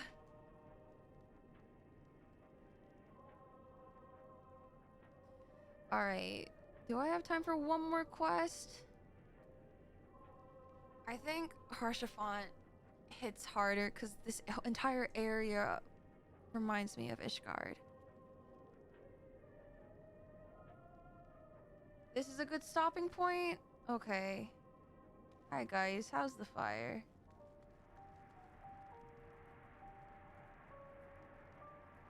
Alright. Okay. Here is what's gonna happen. Ugh. There's a lot to think about today. A lot to think about. Because even the most bitter adversary may one day see reason. No? Yeah. I feel like I'm still gonna be processing this long after stream. And maybe even tomorrow. But what's going to happen is I stream on Saturday. So I hope to see some of you guys there. Next week, patch is dropping. The 24-hour maintenance is on Monday. However, I know some of y'all are excited for brand new content. The content drought is quenched temporarily tomorrow. So what's gonna happen is next week, you guys are free to do your guys' little thing. It's gonna be a little bit of variety. I may be playing games, the silliest of games with friends, but I figure that you guys want to kind of play 14 on your own selves. New brand content.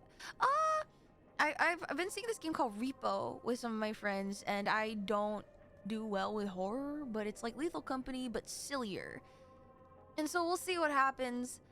There may be a few other collabs as well, so stay tuned. But if you want the updates, I post my schedule on the Discord every week, so you guys are more than welcome. Yeah, I get to be a Yap bot. Yeah, brand new content. So feel free to follow me on the socials. There's the Discord. I post my schedule on my Discord, and I yap about things on Twitter. So feel free there. And if you want to follow my VODs, I upload VODs of the 14 journey thus far and everything else. So feel free to take a look. Otherwise, War Eagle, thank you so much for the follow. Welcome in, welcome in. Otherwise, next MXQ stream will be the following week after that. Do not worry. And I think that's it. I should send you guys off to somewhere. I'm trying to figure out who the hell I send you guys off to. Let's see. But yeah, other than that, I'm trying to think. Ooh, someone's doing a music stream. Digimon Con? Digimon is still a thing? Damn.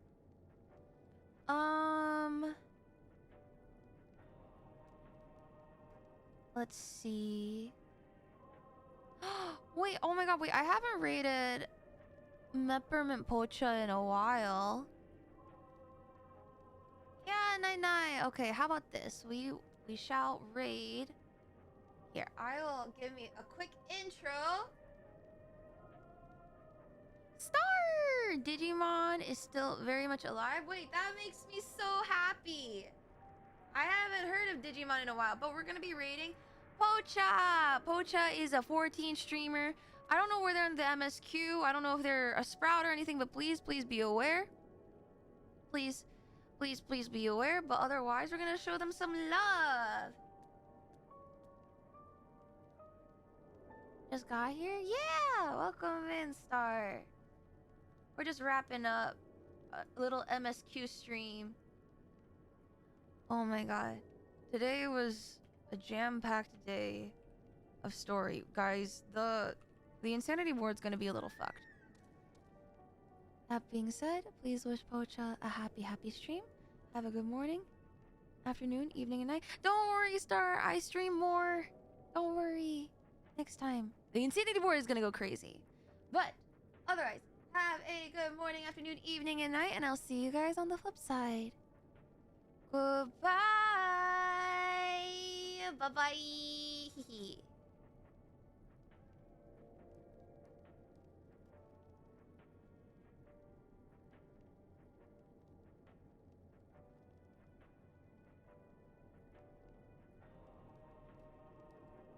Math boss.